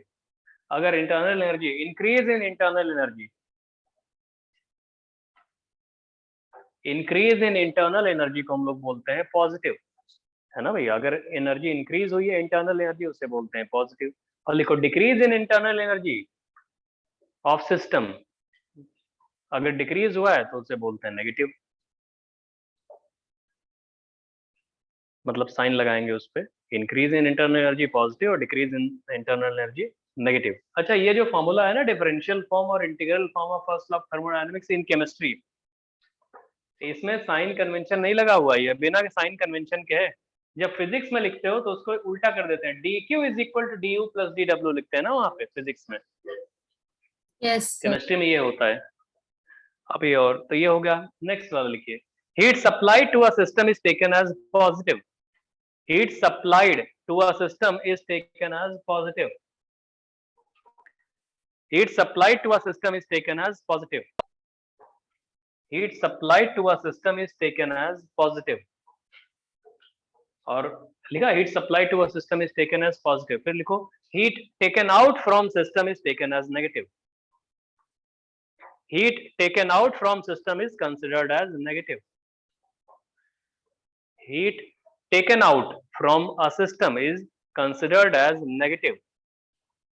ठीक है, वर्क पे आओ, ये बहुत इंपॉर्टेंट है। Work done by the system is taken as negative. Work done by the system is considered as negative. यहाँ पे ये बहुत इंपॉर्टेंट है, फिजिक्स में ये उलट जाता है, वर्क पे ही साइन उलटता है। Work done by the system, अगर सिस्टम खुद वर्क कर रहा है, is considered as negative, negative बोलते हैं उसको। Work done by the system अगर हो रहा है तो आपको एक नेगेटिव साइन अलग से लाके उस पर चिपका देना है, अलग से एक negative. Work done by the system is considered as negative, negative अगर सिस्टम खुद काम कर रहा है। और work done on the system, work done on the system is considered as positive. Work done on the system is taken as positive. Work done on the system is taken as positive. समझ गया भैया? ये clear हो गया sign convention? बहुत बढ़िया दोस्त। तो हमने आपको फर्स्ट लॉ ऑफ थर्मोडायनेमिक्स में काफी चीजें बताई। आप बोलोगे सर एक नया टर्म एंथैल्पी आ गया, वो हम नहीं जानते।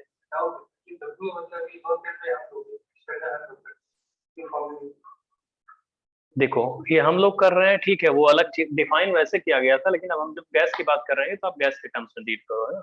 डिफाइन कुछ और तरीके से आप गैस डील कर रहे हैं, तो आप मानो गैस काम कर रही है अंदर, क्योंकि गैस हो सकता है पिस्टन को धकेलेगी, अब उसमें हमारा रोल नहीं है। एक्सटर्नल जब होगा तब हम लोग अपना काम करेंगे, ठीक है। चलिए देखिए नेक्स्ट लिखिए, ये समझ गए फर्स्ट लॉ ऑफ थर्मोडायनेमिक्स। अब तुम बोलोगे सर एंथैल्पी आपने अभी एक टर्म बताया था वो अधूरा रह गया, जो हमने पढ़ा नहीं है, एंथैल्पी वाला टर्म। एंथैल्पी क्या होता है?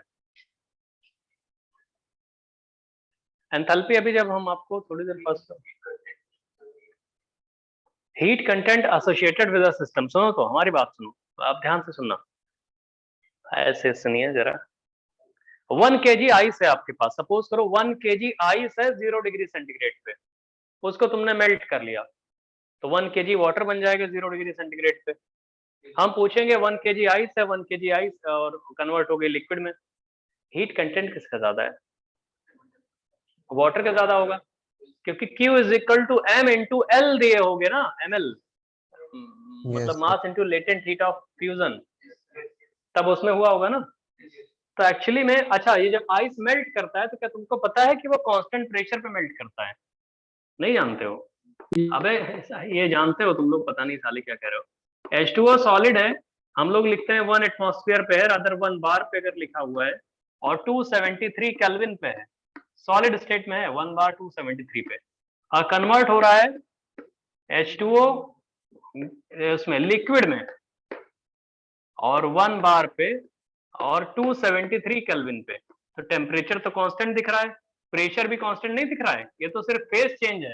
हीट आपने दिया होगा क्या? Q इज इक्वल टू क्या दिए होगे? M इंटू L, LF ये दिए होगे ना, LF। Yes, sir. Q is equal to M into LF। तो जानते हो क्या है एक्चुअली में, जब भी कांस्टेंट प्रेशर पे किसी सिस्टम में हीट सप्लाई की जाती है, थोड़ी देर पहले हमने बताया था, वो सिर्फ एंथैल्पी बढ़ाने में काम आती है ना। कि ये कांस्टेंट प्रेशर कांस्टेंट टेम्परेचर दोनों है। जब भी हम लोग कांस्टेंट प्रेशर पे किसी सिस्टम में हीट सप्लाई करते हैं तो it is used to increase heat content या enthalpy of system only. Enthalpy actually में जो डिफाइन किया जाता है एच जिसे बोलते हैं स्टेट फंक्शन होता है वो actually total heat content associated with the system is known as enthalpy. जैसे आपसे कोई बोले, आपने सपोज करो x किलो जूल हीट दे दिया, तो H2O 1 मोल सॉलिड था जो कन्वर्ट हो गया 1 मोल लिक्विड में, तो बोलोगे एंथैल्पी इसकी बढ़ गई उतने ही से x से। समझ में आ रहा है दोस्त? क्लियर है कि नहीं? अलग से आप लिखना चाहते हो थोड़ा एंथैल्पी फिर पढ़ाएंगे। अभी एंथैल्पी का एक जनरल फार्मूला भी होता है, H is equal to U plus PV। तुम बोलोगे ये कहाँ से आया था, हम तो जानते ही नहीं है। अभी हम बता रहे हैं ना, थोड़ी देर में प्रूफ करेंगे इसको। Yes, sir, जब पढ़ा फर्स्ट लॉ था थर्मोडायनेमिक्स 11th में। ये जो पढ़े हो इसका अभी प्रूफ देंगे थोड़ी देर बाद। लेकिन अभी एंथैल्पी के बारे में लिखो, एंथैल्पी H, हेडिंग लिखो एंथैल्पी और ब्रैकेट में लिखो capital H, enthalpy capital H। लिखिए total heat content associated with the system, total heat content associated with the system is known as, total heat content associated with the system is known as, क्या होता है भैया? Enthalpy. Total heat content associated with the system is known as enthalpy. तो आप वैसे लिख सकते हो, अपने अकॉर्डिंग लिख लो, हम पूरा डिटेल में लिखवाया नहीं हमने कि H2O सॉलिड है, अगर आइस है, रादर आइस, ये 0 डिग्री सेंटीग्रेड पे ही सॉलिड स्टेट से लिक्विड स्टेट में कन्वर्ट हो रहा है, तो जितनी हीट आप कांस्टेंट प्रेशर पे उसको प्रोवाइड करोगे, तो मतलब आप वहीं पे लिखिए total heat supplied to a system at constant pressure, जो आपने लिखा था फिर से लिख लो वहीं पे, total heat supplied to a system at constant pressure, total heat supplied to a system at constant pressure, total heat supplied to a system at constant pressure is used, total heat supplied to a system at constant pressure is used to increase enthalpy or heat content of system only. Total heat supplied to a system at constant pressure, total heat supplied to a system at constant pressure is used to increase heat content और enthalpy of system only. अब यहाँ water वाला example लिख लो, total heat supplied to a system at constant pressure is used to increase heat content और enthalpy of system only. और ये water वाला एग्जांपल लिख लो कि जब आइस था वो, उसको हमने मेल्ट किया है कांस्टेंट, अबे मेल्टिंग जो जितने भी फेज चेंज फेनोमेना होते हैं वो कांस्टेंट टेम्परेचर कांस्टेंट प्रेशर पे ही तो होते हैं। तो all phase change phenomena takes place at constant temperature and constant pressure. बहुत बढ़िया भैया। तो इसका मतलब है कांस्टेंट प्रेशर है अगर, तो जितनी हीट सप्लाई किए होगे Q is equal to M into LF, तो एक्चुअली में वो डेल्टा H है, डेल्टा H फ्यूजन बोलते हैं इसको, आपने सुना होगा delta H fusion, delta H vaporization. तो molar enthalpy of fusion, molar enthalpy of vaporization, और जानते हो यही Q is equal to M into L होता है। तो Q को साले डेल्टा H क्यों लिखा गया, क्योंकि हमें पता है वो कांस्टेंट प्रेशर पे होता है। Q is equal to M into LF को हम लोग लिखते हैं डेल्टा H फ्यूजन पर मोल के हिसाब से। मतलब ये होता है कि कांस्टेंट प्रेशर पे ही तो ये हीट सप्लाई की हो, जिसको M into latent heat of fusion बोल रहे हो, उसी को डेल्टा HF बोल दिया जाता है। तो किसी हीट को डेल्टा H कब बोलते हैं, एंथैल्पी कब बोलते हैं, जब वो कांस्टेंट प्रेशर पे सप्लाई किया गया है। इसको अपने अकॉर्डिंग लिख लो, वो क्या डिटेल में तुम थ्योरी पढ़ाएंगे क्या? H is equal to U plus PV थोड़ी देर बाद प्रूव करके दिखाएंगे आपको। जल्दी कॉपी करो, कॉपी करो, कॉपी करो। ये कौन सा पढ़ रहे होगे?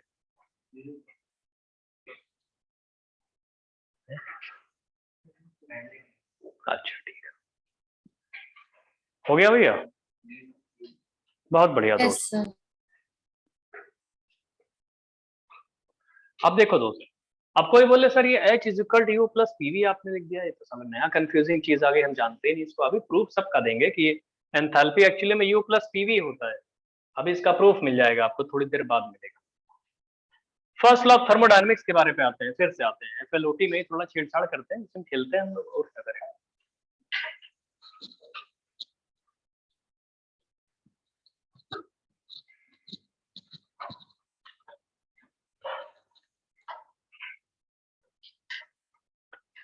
ये फर्स्ट लॉ ऑफ थर्मोडायनेमिक्स है। DW की वैल्यू वैसे होती क्या है, अभी तो निकालो एकदम।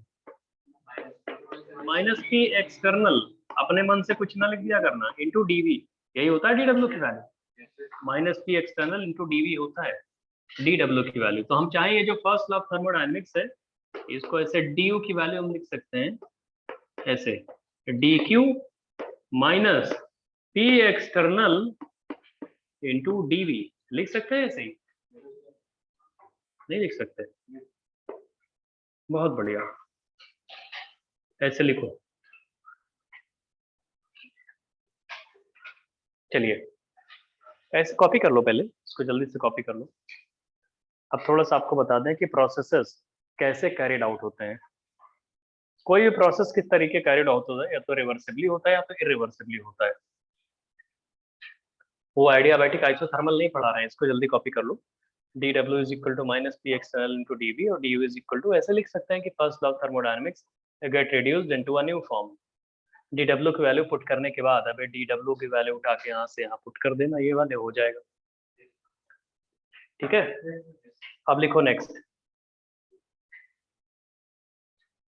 In general, all processes are carried out in two ways. In general, all processes are carried out in two ways.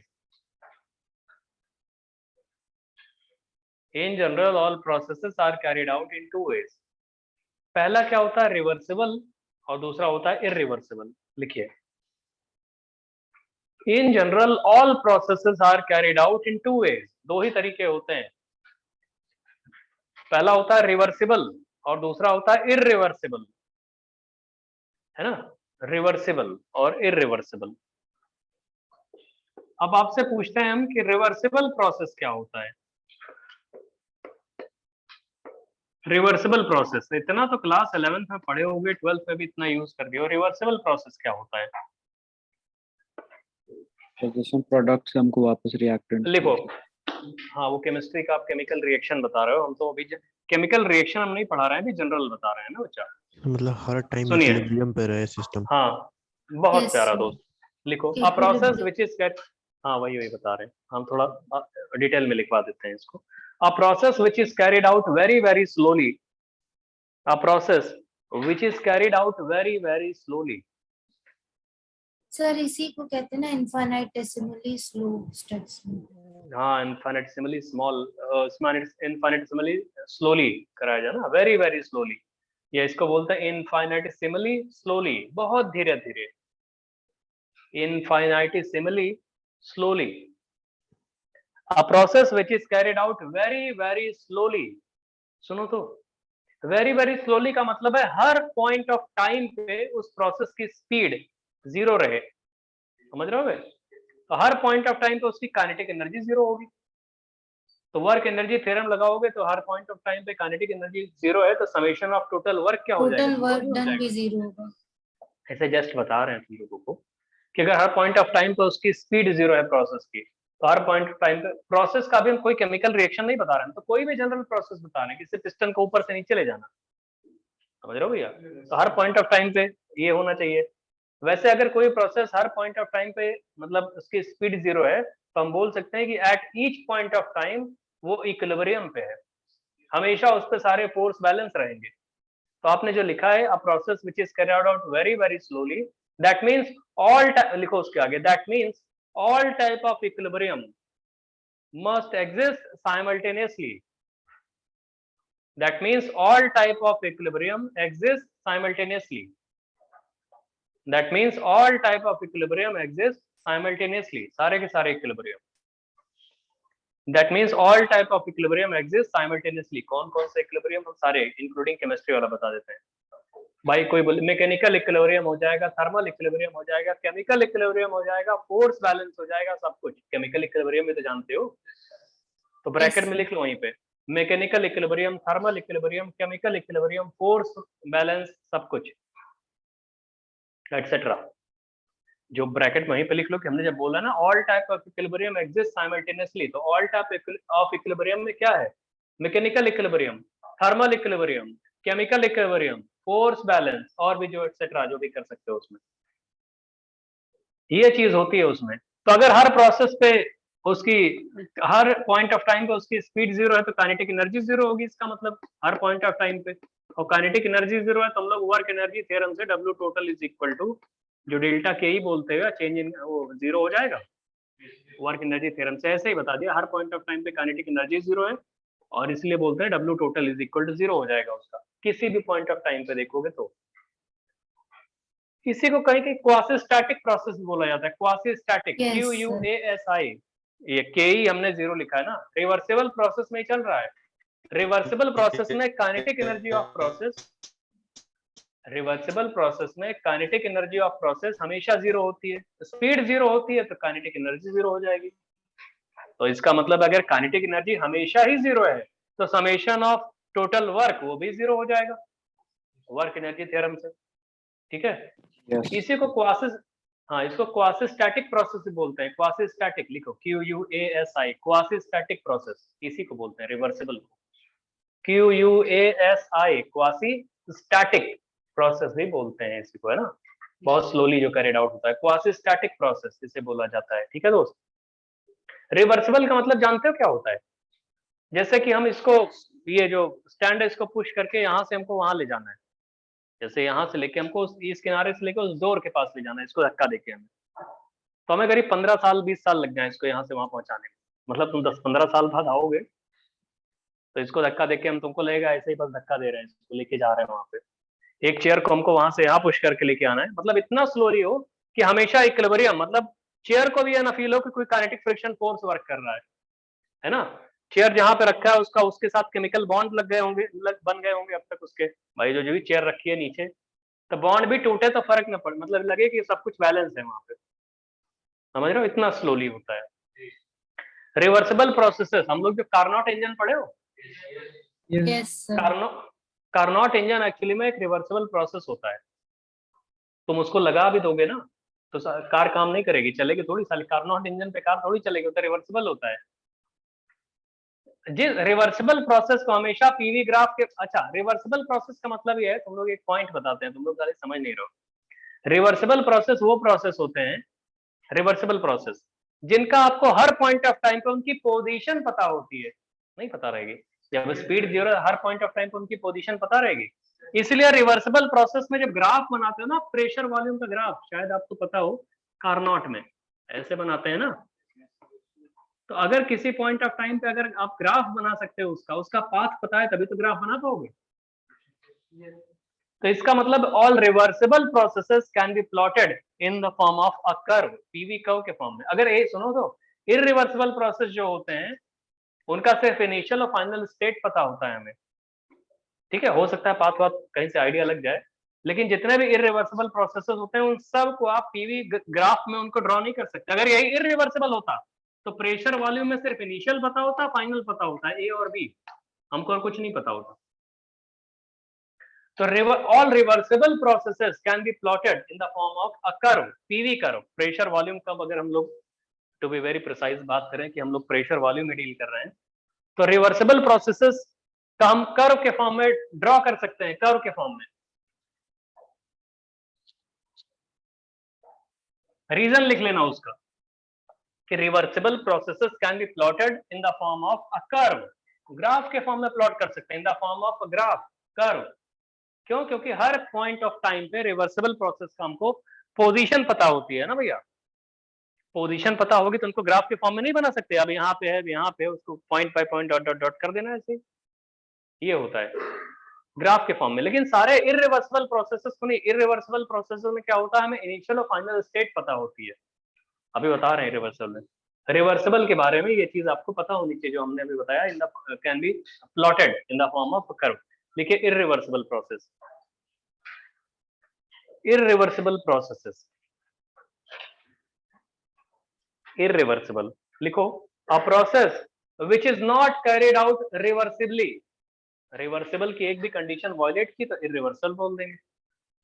a process which is not carried out irreversibly, oh sorry, a process which is not carried out reversibly, a process which is not carried out reversibly, एक process which is not carried out reversibly, reversibly ना कराया जाए तो उसे बोलते हैं irreversible process. एक भी कंडीशन रिवर्सिबिलिटी की वायलेट कर गई तो इररिवर्सिबल हो जाएगा, है ना भैया। और इररिवर्सिबल प्रोसेसेस का हमें इनिशियल और फाइनल स्टेट पता होता है, पाथ नीड नॉट नेसेसरली कि आपको पता ही हो। तो लिख लो only initial and final states of irreversible processes are known. Only मतलब initial and final states जो होती है irreversible processes की are known. जनरली यही होता है, जितने भी इरिवर्सिबल प्रोसेसेस होते हैं उनका इनिशियल और फाइनल स्टेट पता होता है. जो फिजिक्स में तुम लोग ग्राफ नहीं बनाते हो, मोस्टली वो सारी चीजें इरिवर्सिबल मान के की जाती हैं. नहीं तो तुम ग्राफ कैसे बना लेते हो बे? तो हर पॉइंट ऑफ टाइम पे तुमको रास्ता पता थोड़ी रहता है. समझ रहे हो भैया?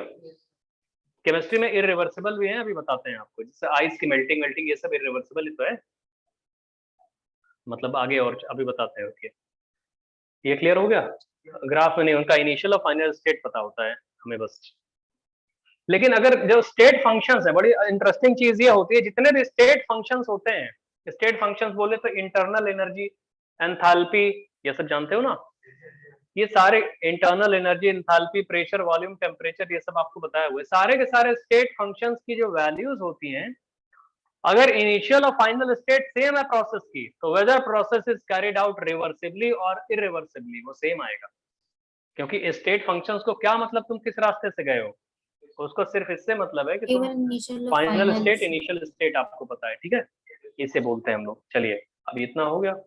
अब उसके बाद आपको बता रहे हैं क्या चीज. देखिए, ये क्या लिखो आप लोग, रिवर्सिबल. अब देखिए, प्रोसेसेस भी कई तरीके कराए जाते हैं कि a process can be operated in following ways. Isothermal ways होता है, आइसोथर्मल वे हो सकता है, आइसोबारिक वे हो सकता है. लिखो, फिर हेडिंग लिखिए, एक हेडिंग टाइप से. Generally a process can be carried out in following ways. Generally a process is carried out in following ways. ठीक है, रिवर्सिबल इरिवर्सिबल के साथ साथ ये भी क्लब किया जाता है कि रिवर्सिबल हो रहा है, इरिवर्सिबल हो रहा है, लेकिन साथ साथ generally a process is carried out in following ways. Generally a process is carried out in ways. ठीक है दोस्त, उसमें जो मोस्ट कॉमन होता है उसको बोलते हैं आइसोथर्मल प्रोसेस या आइसोथर्मल वे. आइसोथर्मल वे का मतलब होता है कि हमें उस टाइम टेम्परेचर कांस्टेंट रहेगा, या इसको ऐसे आइसोथर्मल प्रोसेस लिखो, प्रोसेस वे लिखोगे तो ऐसे आइसोथर्मल प्रोसेस. अभी रुकिए, आइसोथर्मल में क्या होता है, थर्मल बोले तो टेम्परेचर, टी क्या होता है, कांस्टेंट. रुको, अभी टी कांस्टेंट है तो हम लोग dt को क्या लिखेंगे, dt 0 लिखेंगे. और अगर dt 0 है तो हम डेल्टा टी को क्या लिखेंगे, 0 लिखेंगे. 0 dt 0 है तब साले डेल्टा टी 0 होगा. कभी डेल्टा टी 0 है तो dt 0 मत कर देना. नहीं समझते हो?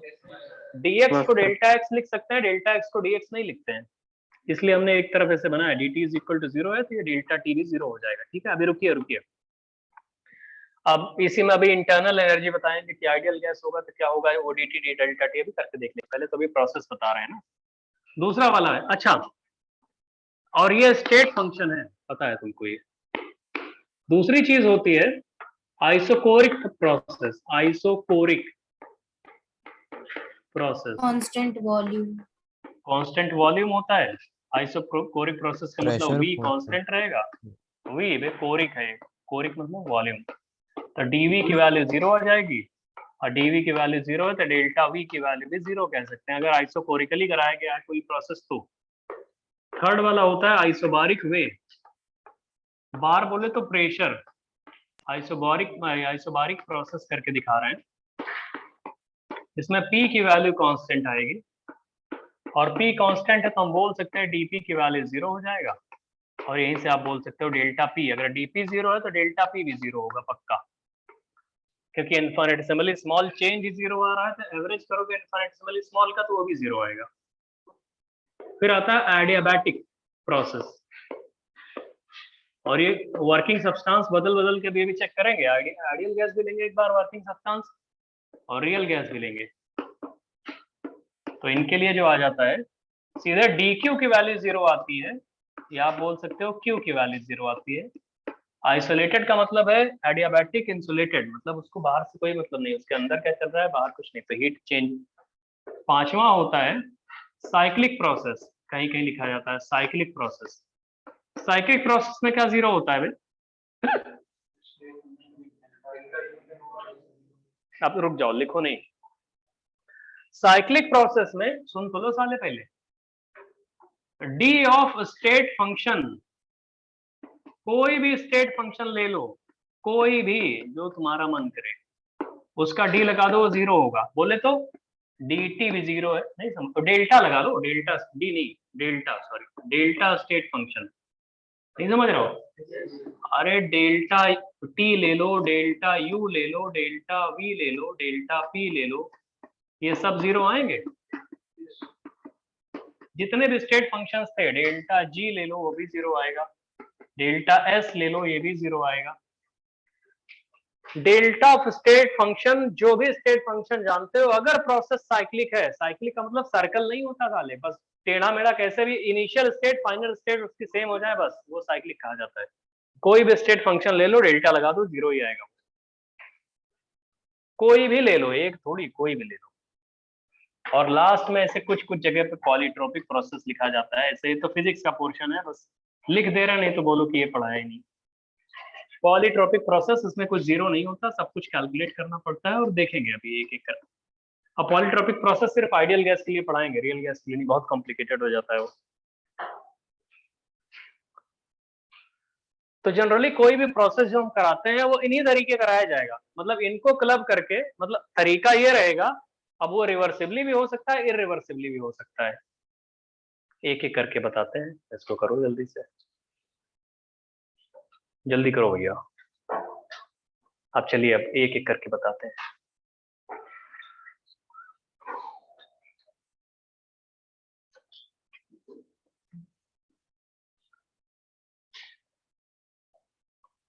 चलिए इसको क्लोज करिए, उसके बाद लिखना शुरू करिए। Applying first law of thermodynamics, applying first law of thermodynamics, FLOT, applying first law of thermodynamics,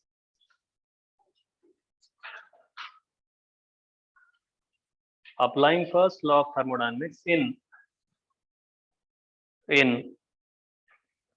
A part लिखिए, A part लिखो, CD ऐसे करके लिखना, पहले A part लिखो।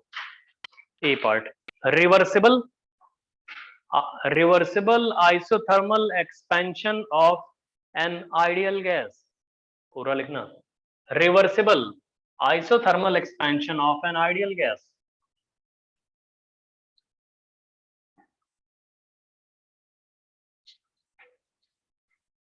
Reversible isothermal expansion of an ideal gas. B part लिखो इसमें, B part, reversible isothermal expansion of a van der Waals gas, reversible isothermal expansion of a van der Waals gas, reversible isothermal expansion of an ideal gas, और reversible isothermal expansion of a van der Waals gas, है ना, van der वाल। Next लिखो तीसरा, C part,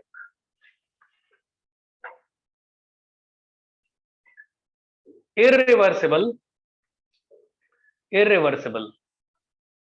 isothermal expansion, irreversible isothermal expansion of an ideal gas,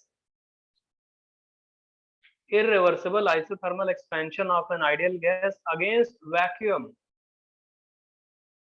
irreversible isothermal expansion of an ideal gas against vacuum, है ना भैया, against vacuum, ठीक है। अब फिर लिखो नेक्स्ट वाला point, irreversible isothermal expansion of an ideal gas, irreversible isothermal expansion of an ideal gas, irreversible isothermal expansion of an ideal gas, irreversible isothermal expansion of an ideal gas against constant external pressure, irreversible isothermal expansion of an ideal gas against constant external pressure P naught, P के ऊपर not, जैसे degree लगाते हो P naught, against constant external pressure P naught, capital P और उसके ऊपर एक ऐसे नॉट डिग्री लगा लो, ठीक है।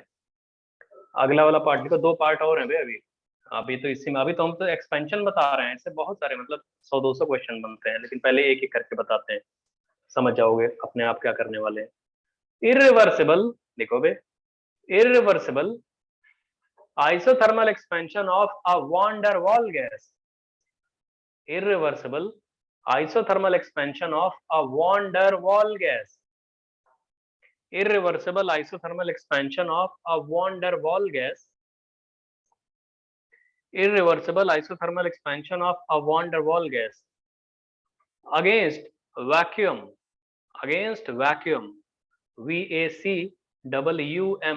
Against vacuum. ठीक है, और एक इसी में एक पार्ट और है, एक पार्ट इसमें और है. Irreversible isothermal expansion of a van der Waals gas. Irreversible isothermal expansion of a van der Waals gas. Irreversible isothermal expansion of a van der Waals gas against constant external pressure P0. Against constant external pressure P0. Irreversible isothermal expansion of a van der Waals gas against constant external pressure P0. है ना भैया? अब देखो दोस्त, अच्छा ये question number 1 था, ये क्वेश्चन नंबर 2 और लिख लो. प्रूव दैट, मतलब ये क्वेश्चन छोटा सा है, मतलब छोटा सा ही है, बड़ा नहीं है. Prove that magnitude of work. Prove that magnitude of work done. Prove that magnitude of work done. Prove करना है इसको. Prove that magnitude of work done in reversible isothermal expansion. Prove that magnitude of work in reversible isothermal expansion is greater than. Prove that magnitude of work in isothermal reversible expansion is greater than magnitude of work. Magnitude of work in, उसी में है अभी, फिर से हम बोल देते हैं एक बार. Prove that magnitude of work in reversible isothermal expansion is greater than magnitude of work in irreversible isothermal expansion. Greater than magnitude of work in irreversible isothermal expansion. Magnitude of work in irreversible isothermal expansion. है ना भैया? समझ रहे हो? क्या हो गया तो?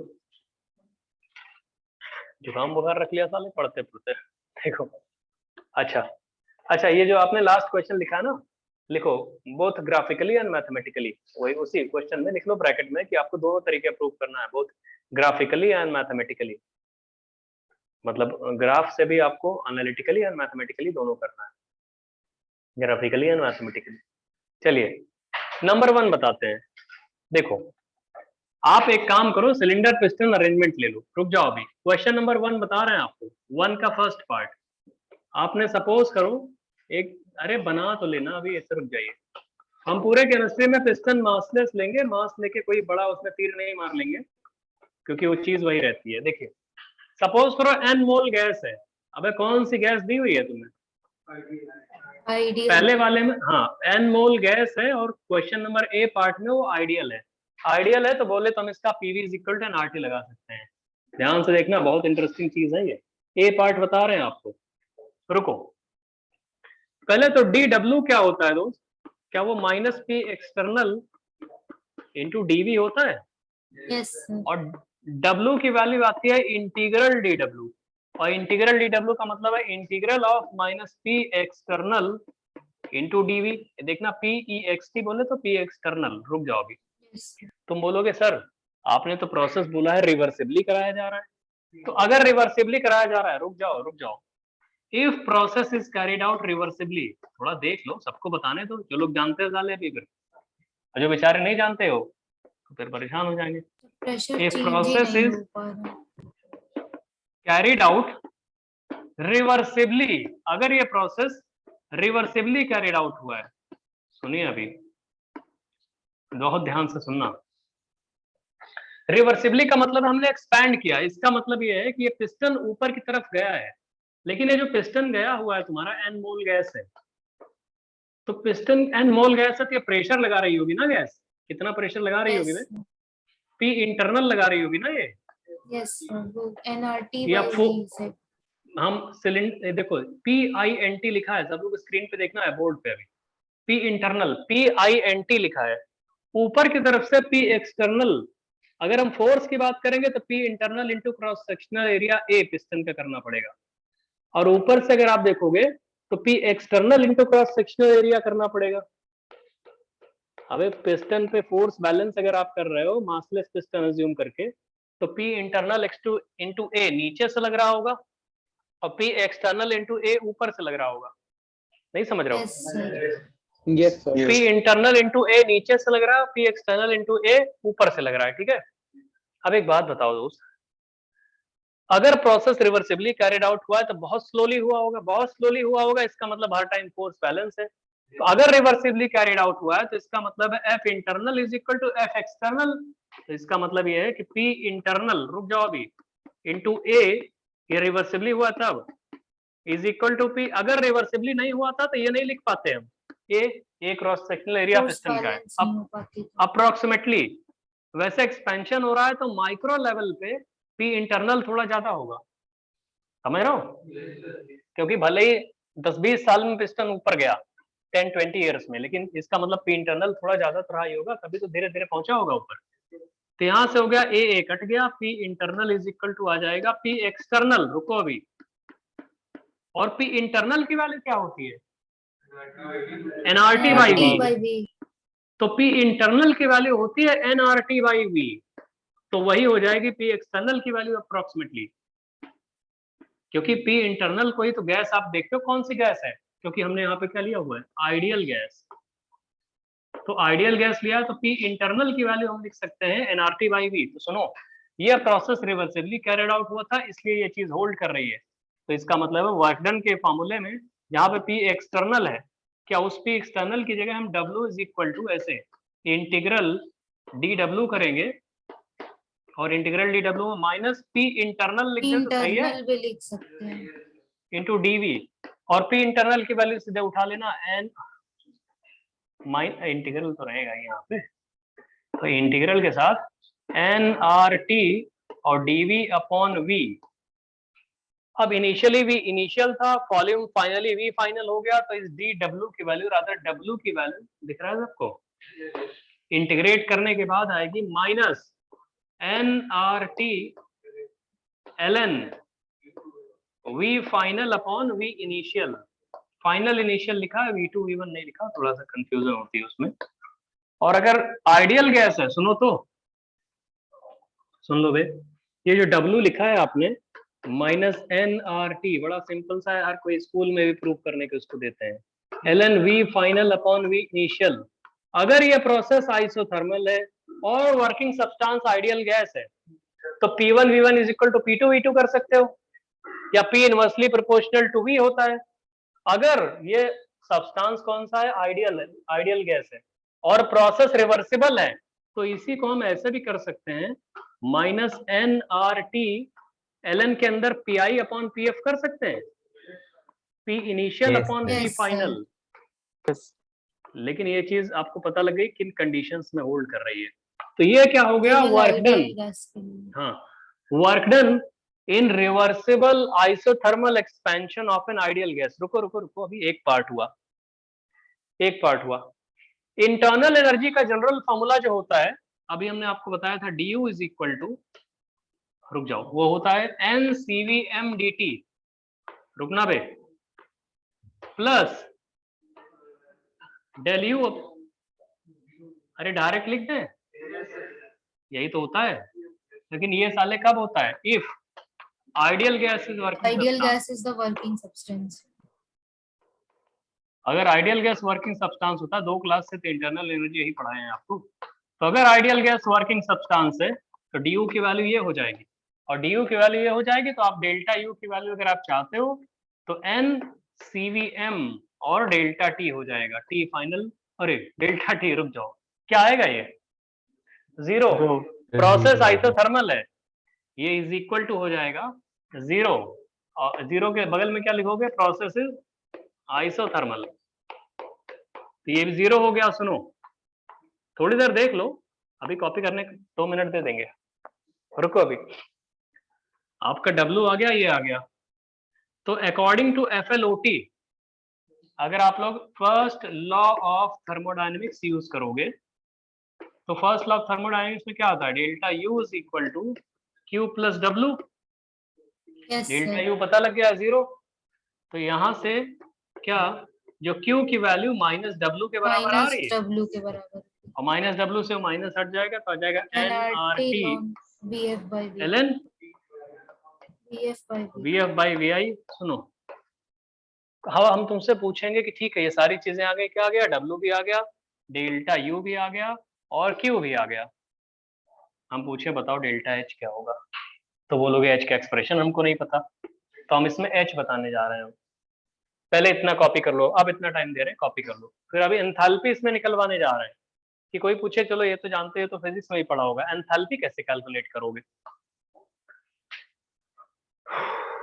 जल्दी करो, बता रहे हैं।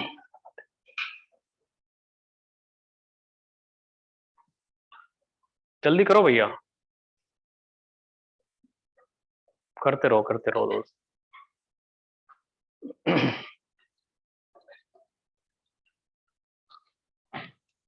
ln में लिखा है हमने, लॉग में करोगे तो 2.303 से मल्टीप्लाई करना पड़ेगा।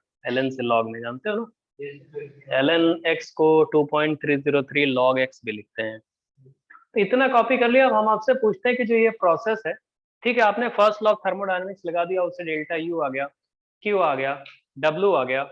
एक बात बताओ, इसमें हम तुमसे पूछना चाहते हैं, बताओ इसमें एंथैल्पी कितना होगा, एच, डेल्टा एच।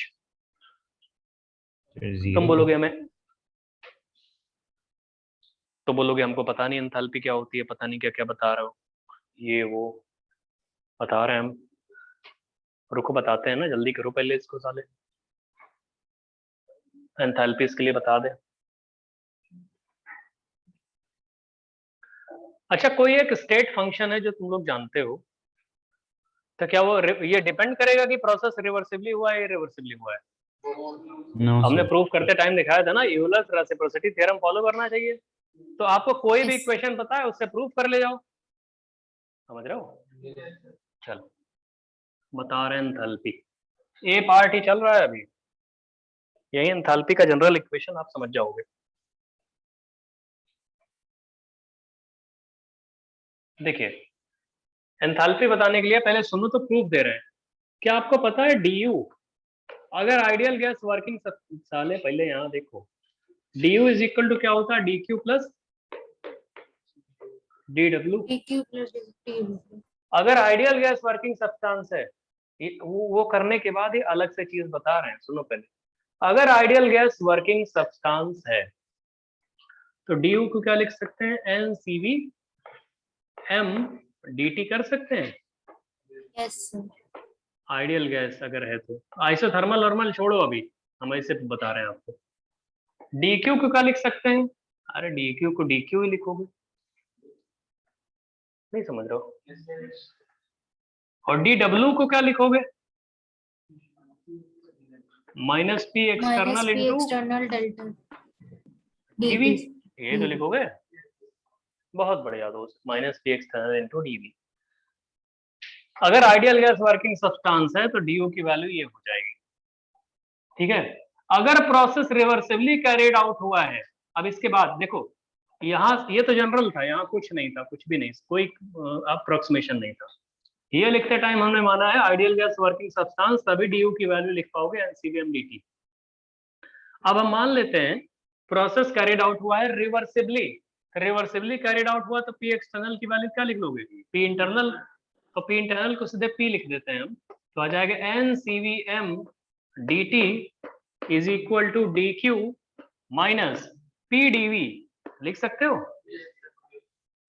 बताओ। बहुत बढ़िया, अभी रुको,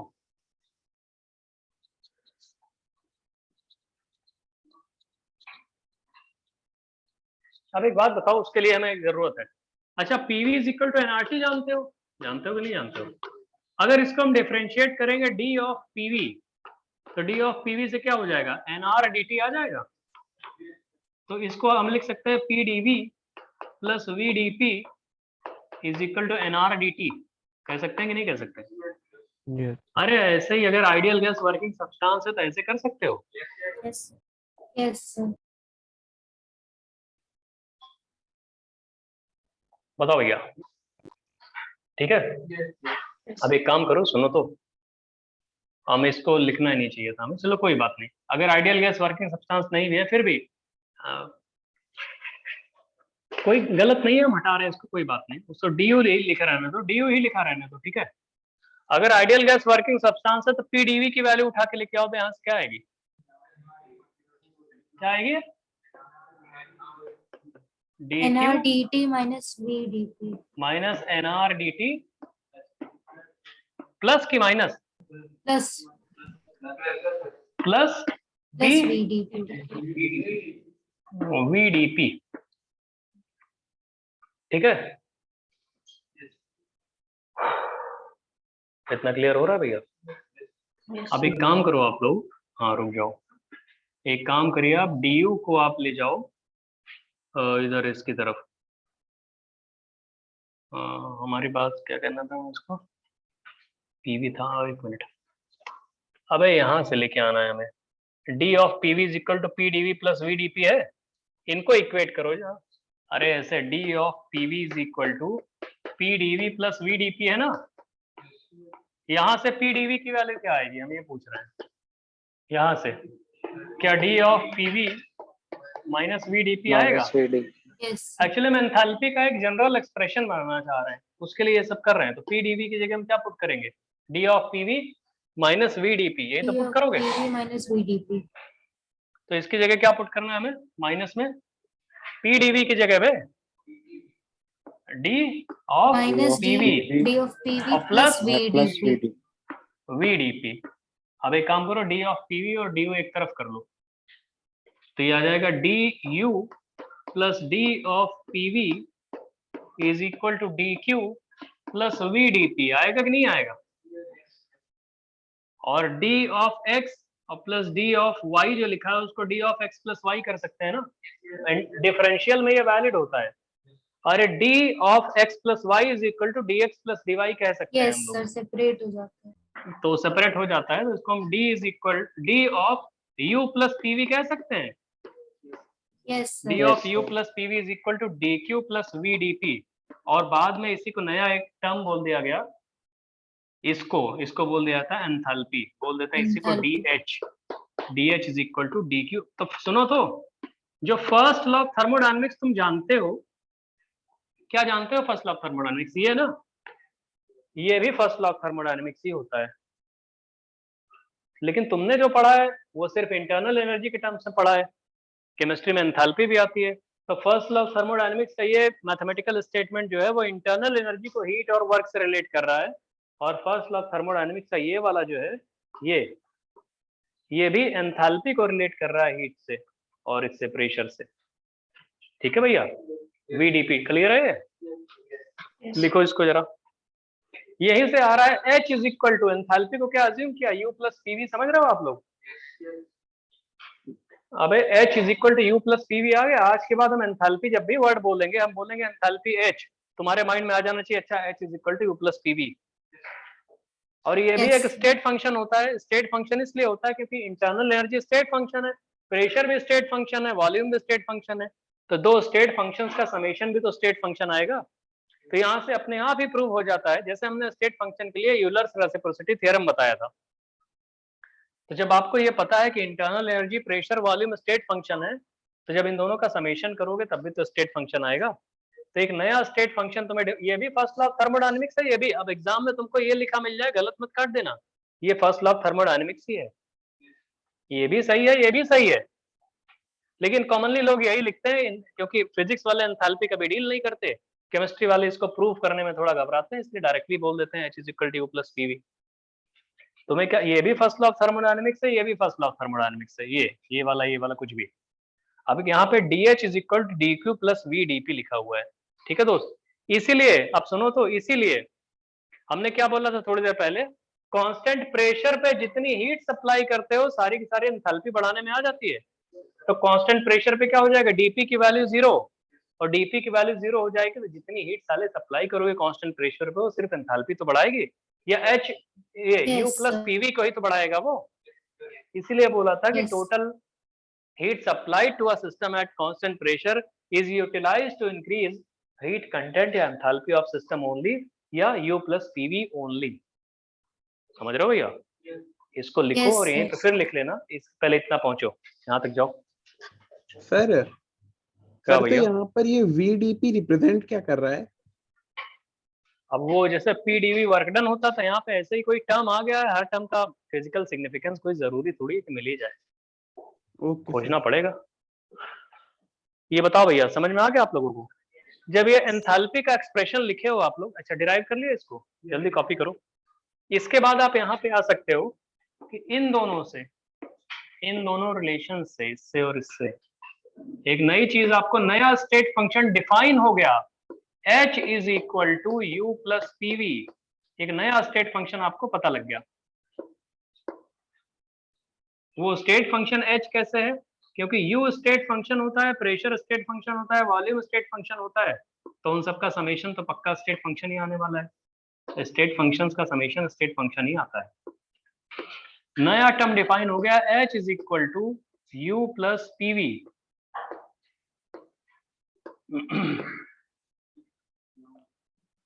समझ रहे हो भैया? और सुनो Yes, अभी sir. यहीं पे लिख लो कि इसका मतलब है total heat supplied to a system at constant pressure is utilized to increase enthalpy of system only. लिख लो भैया, आप नहीं लिखे हो तो। बहुत लोग लिखते नहीं है ना, फिर साले डाउट पूछते हैं बाद में। लिख लिया sir.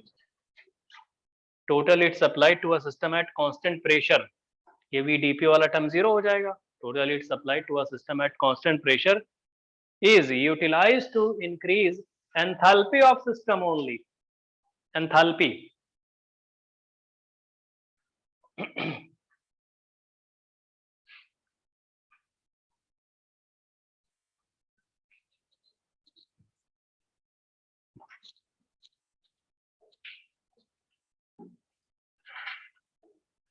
कर दिए हो गए। अरे हम तो जो तुम्हें क्वेश्चन ए पार्ट पढ़ा रहे हैं ना, क्या नाम है ए वाला, उसमें साले नहीं बता रहे हो तुम लोग अब एंथैल्पी क्या आएगी। लो, अरे हम जो reversible isothermal expansion of an ideal gas पढ़ा रहे हैं ना, तो reversible isothermal expansion of ideal gas में आपने अभी डेल्टा यू क्या निकाला था? जीरो। साले क्या निकाले हो? ए पार्ट का आंसर। डेल्टा यू की वैल्यू क्या आ गई? जीरो। क्यू की वैल्यू आई Yes. माइनस डब्ल्यू, और minus W is equal to 2.303 nRT log P initial upon P final आ गया। और हम आपसे अगर पूछे, ठीक है ये दोनों आ गया, अगर हम पूछे U क्या होगा तो लिखोगे H is equal to U plus PV होता है, तो DH इज इक्वल टू क्या आ जाएगा? DU plus D of PV। सुनो तो, और अगर आइडियल गैस वर्किंग सब्सटेंस है तो हम इस DU को तो ऐसे ही लिखेंगे और D ऑफ PV को D ऑफ nRT कर देंगे ना, आइडियल गैस वर्किंग सब्सटेंस है तो। ये तो जनरल था, लेकिन अगर आइडियल गैस वर्किंग सब्सटेंस है यहाँ पे, तो आइडियल गैस इतने पे PV कांस्टेंट हो जाएगा। हाँ, तो आइडियल गैस अगर वर्किंग सब्सटेंस है तो PV की जगह हम लोग बोल सकते हैं nRT कांस्टेंट, तो PV कांस्टेंट हो जाएगा या nRT कांस्टेंट हो जाएगा। T कांस्टेंट है, T कांस्टेंट है, आइसोथर्मल प्रोसेस है ना, तो DT की वैल्यू जीरो, DU की वैल्यू जीरो, तो DH की वैल्यू क्या आ जाएगी? Zero plus zero is equal to zero, तो DH जीरो है तो डेल्टा H भी तो जीरो आ जाएगा। समझ रहे हो भैया? तो रिवर्सिबल आइसोथर्मल एक्सपेंशन के केस में आपने पूरा फर्स्ट लॉ ऑफ थर्मोडायनेमिक्स लगाया, डेल्टा U भी देख चुके हो तुम लोग, Q देख चुके, W देख चुके, डेल्टा H भी देख चुके, ठीक है? बताओ भैया, जल्दी करो क्या दोस्त, बताओ भाई। एंट्रोपी अभी कैसे बता दें? साले रोना धोना मचाएंगे सब, एंट्रोपी कैसे बता दें? एंट्रोपी जीरो नहीं होगी, लेकिन एंट्रोपी जीरो नहीं होगी क्योंकि आप एक्सपेंड कर रहे हो ना गैस, तो पूरा उसको खुला टाइम मिल रहा है, बढ़ेगी वो एंट्रोपी। एंट्रोपी, अच्छा ये बोल रहे हैं एंट्रोपी तुम लोग पढ़ चुके होगे वैसे एंट्रोपी जो ds होता है, पूछे तो बता दे रहे हैं, इंटीग्रल ds को dh लिखते by हैं t. dq बाई टी, या इंटीग्रेट करोगे तो जीरो कैसे होगी साले, डेल्टा s की वैल्यू q बाई टी आएगी, Yes. और q की वैल्यू ये पता है t, तो t वाला टर्म कैंसिल हो जाएगा, इसकी वैल्यू क्या आ जाएगी, n r ln N और ln vf pi upon by vi T. आएगा, Yes. sir. और ये नॉन जीरो है, डेल्टा s की वैल्यू एंट्रोपी अगर निकाल रहे हो तो वो नॉन जीरो आ रही है। डेल्टा s एंट्रोपी अगर आप जानते हो, सब लोग कुछ बेचारे जानते हैं, बाकी लोगों को जानना चाहिए वैसे, अगर वो बाद में पढ़ाएंगे सेकंड लॉ में तो समझ जाओगे, अभी पहले इतना सीखो। है क्या साले बड़बड़ा रहे हो, बताओ। फॉर्मूला वही है, लेकिन क्या है कि हम इरिवर्सिबल प्रोसेस तब भी कर सकते हैं, क्योंकि है तो स्टेट फंक्शन एंट्रोपी, आंसर तो वही आएगा। समझ रहे हो भैया? बी पार्ट लिखो जल्दी से। बी पार्ट क्या था? Reversible Ideal isothermal gas, expansion Van der Waals of थी a ना? van der Waal gas. Van der Waals था ना? एक चीज देख लो, बस ये करा दें, छोड़ देंगे। एक बात बताओ, वॉन्डरवॉल था अगर, तो सबसे बड़ा टास्क डब्ल्यू वाला ही होता है। अच्छा, वॉन्डरवॉल के लिए पी की वैल्यू क्या होती है? nRT upon V v minus minus NB nb minus minus n N square is a N upon square A by V square. v square. तो जो dw लिखोगे, dw वो आएगा minus P external into DV, लेकिन process कैसा है? Reversible. तो अगर प्रोसेस रिवर्सिबल है, रिवर्सिबल प्रोसेस आपने कराया है, तो पी एक्सटर्नल की जगह हम क्या पुट कर सकते हैं? तब इसलिए हम फोर्स बैलेंस हो जाएगा ना, बार बार पिस्टन थोड़ी बनाएंगे, सिलेंडर पिस्टन। अब तुम लोग पढ़ चुके हो ना एक बार 11th में, आप 12th पास हो रहे हो एक तरह से।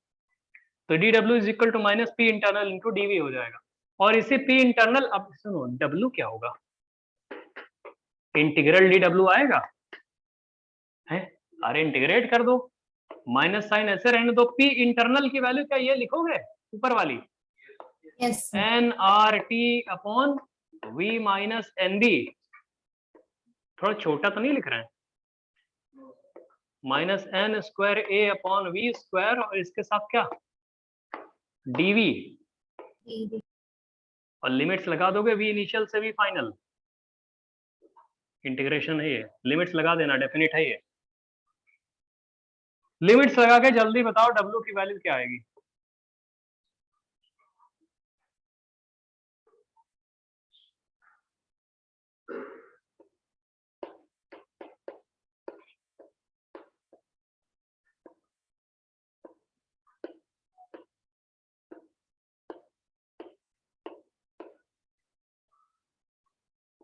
डब्ल्यू की वैल्यू क्या आएगी पूछ रहे हैं? किस साले?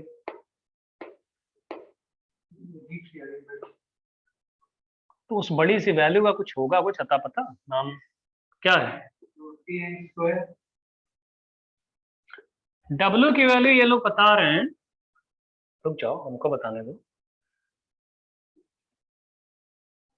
ये तो माइनस एन स्क्वायर ए ऐसे करके 1/v फाइनल में, ये एन आर टी कॉन्स्टेंट है तो इसको बाहर ले लो, हम लोग जो है v माइनस एन बी को इंटीग्रेट करो, ln में नहीं आएगा, तो 1/x का इंटीग्रेशन नहीं जानते हो, ln तो x. आएगा N R T ln v final minus N B upon v initial minus N B minus N square A 1/v final minus 1/v initial. कुछ गलत लिखे हैं क्या? No sir. N R T L N V, तुमको integration भी साले हमें पढ़ा है, तुम लोग यही चाहते हो ना। V F minus N B upon V I minus N B, N R T upon V minus N B minus N square A, इसका जब वो करोगे तो आ जाएगा। और डी यू का जो जनरल फॉर्मूला होता है, कल आपको हमने बताया था आज की क्लास की शुरुआत में, डी यू ये होता है किसी भी वॉन्डरवॉल गैस के लिए। Yes. sir. लेकिन अगर आइसोथर्मल प्रोसेस है, dt की वैल्यू 0 हो जाएगी। 0. हम जब पूछते हैं लोगों से कि आइसोथर्मल प्रोसेस से बताओ इंटरनल एनर्जी क्या होगी, लोग बोलते हैं 0, क्योंकि उनको सालों की यही टर्म पता होता है। कब है? ये बोल रहा है W इज Minus इक्वल और टू यहाँ minus। माइनस आएगा और यहाँ प्लस प्लस हो जाएगा। लो तो ये बताओ DU की वैल्यू किसी वॉन्डरवॉल गैस के लिए यही होती है? यस पूछ रहे हैं साले, जल्दी Yes, बताओ। sir.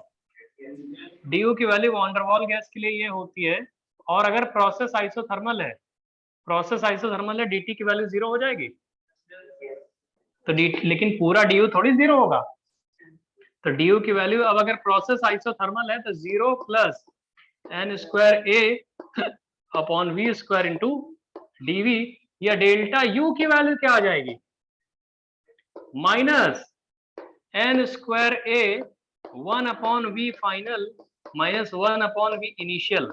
बताओ, अब बहुत इंटरेस्टिंग Yes, चीज आ गई, sir. सुनो तो मजा आ जाएगा अभी देखना। एक्चुअली जो वर्क डन निकाले हो ना टोटल तुम, वर्क डन में जो एक टर्म आ रहा है वो टर्म एक्चुअली डेल्टा U है। नहीं समझ रहे हो?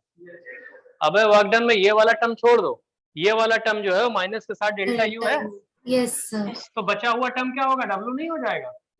वर्क डन, यस वो क्या नाम है उसका? Q हो जाएगा। नहीं समझ रहे हो? फिर साले नए नए माइनस बता रहे हो क्या भाई? माइनस आएगा सर। रुक जाओ भैया, एक बार हमको देख लेने दो, सब लोग बता रहे हैं, क्या कह रहे हो भैया?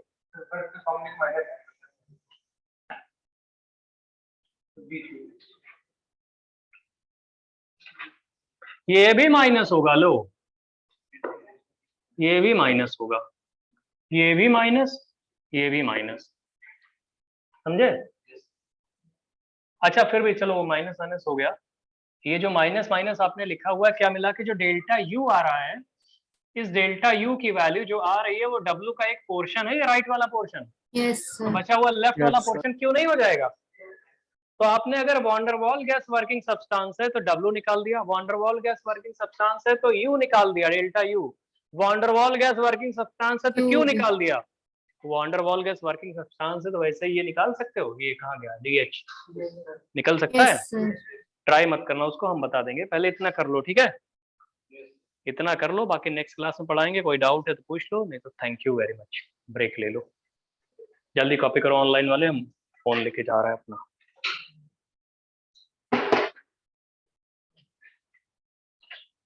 पूरा लिखा करो तुम लोग यार, लिखते नहीं हो। बाकी वाले ट्राई करोगे, एटलीस्ट ट्राई करोगे। जानते हो डेल्टा H में कहाँ फंसोगे? क्योंकि जनरल डिफरेंशियल इक्वेशन जैसा इंटरनल एनर्जी की होती है, वैसे जनरल डिफरेंशियल इक्वेशन एंथैल्पी की भी होती है, जो नेक्स्ट क्लास में बताएंगे। थोड़ा सा फंसोगे, जाके ट्राई करना, जब फंसोगे तब तुमको लगेगा कि हाँ कुछ बताना चाहिए इनको अभी। ठीक है, ब्रेक ले लीजिए आप लोग। धन्यवाद। थैंक यू हटा सर। दें ऑनलाइन वाले? Thank you, thank you. Thank you. हटा दे रहे हैं फिर, ठीक है? ऑनलाइन वाले साले बोल रहे हैं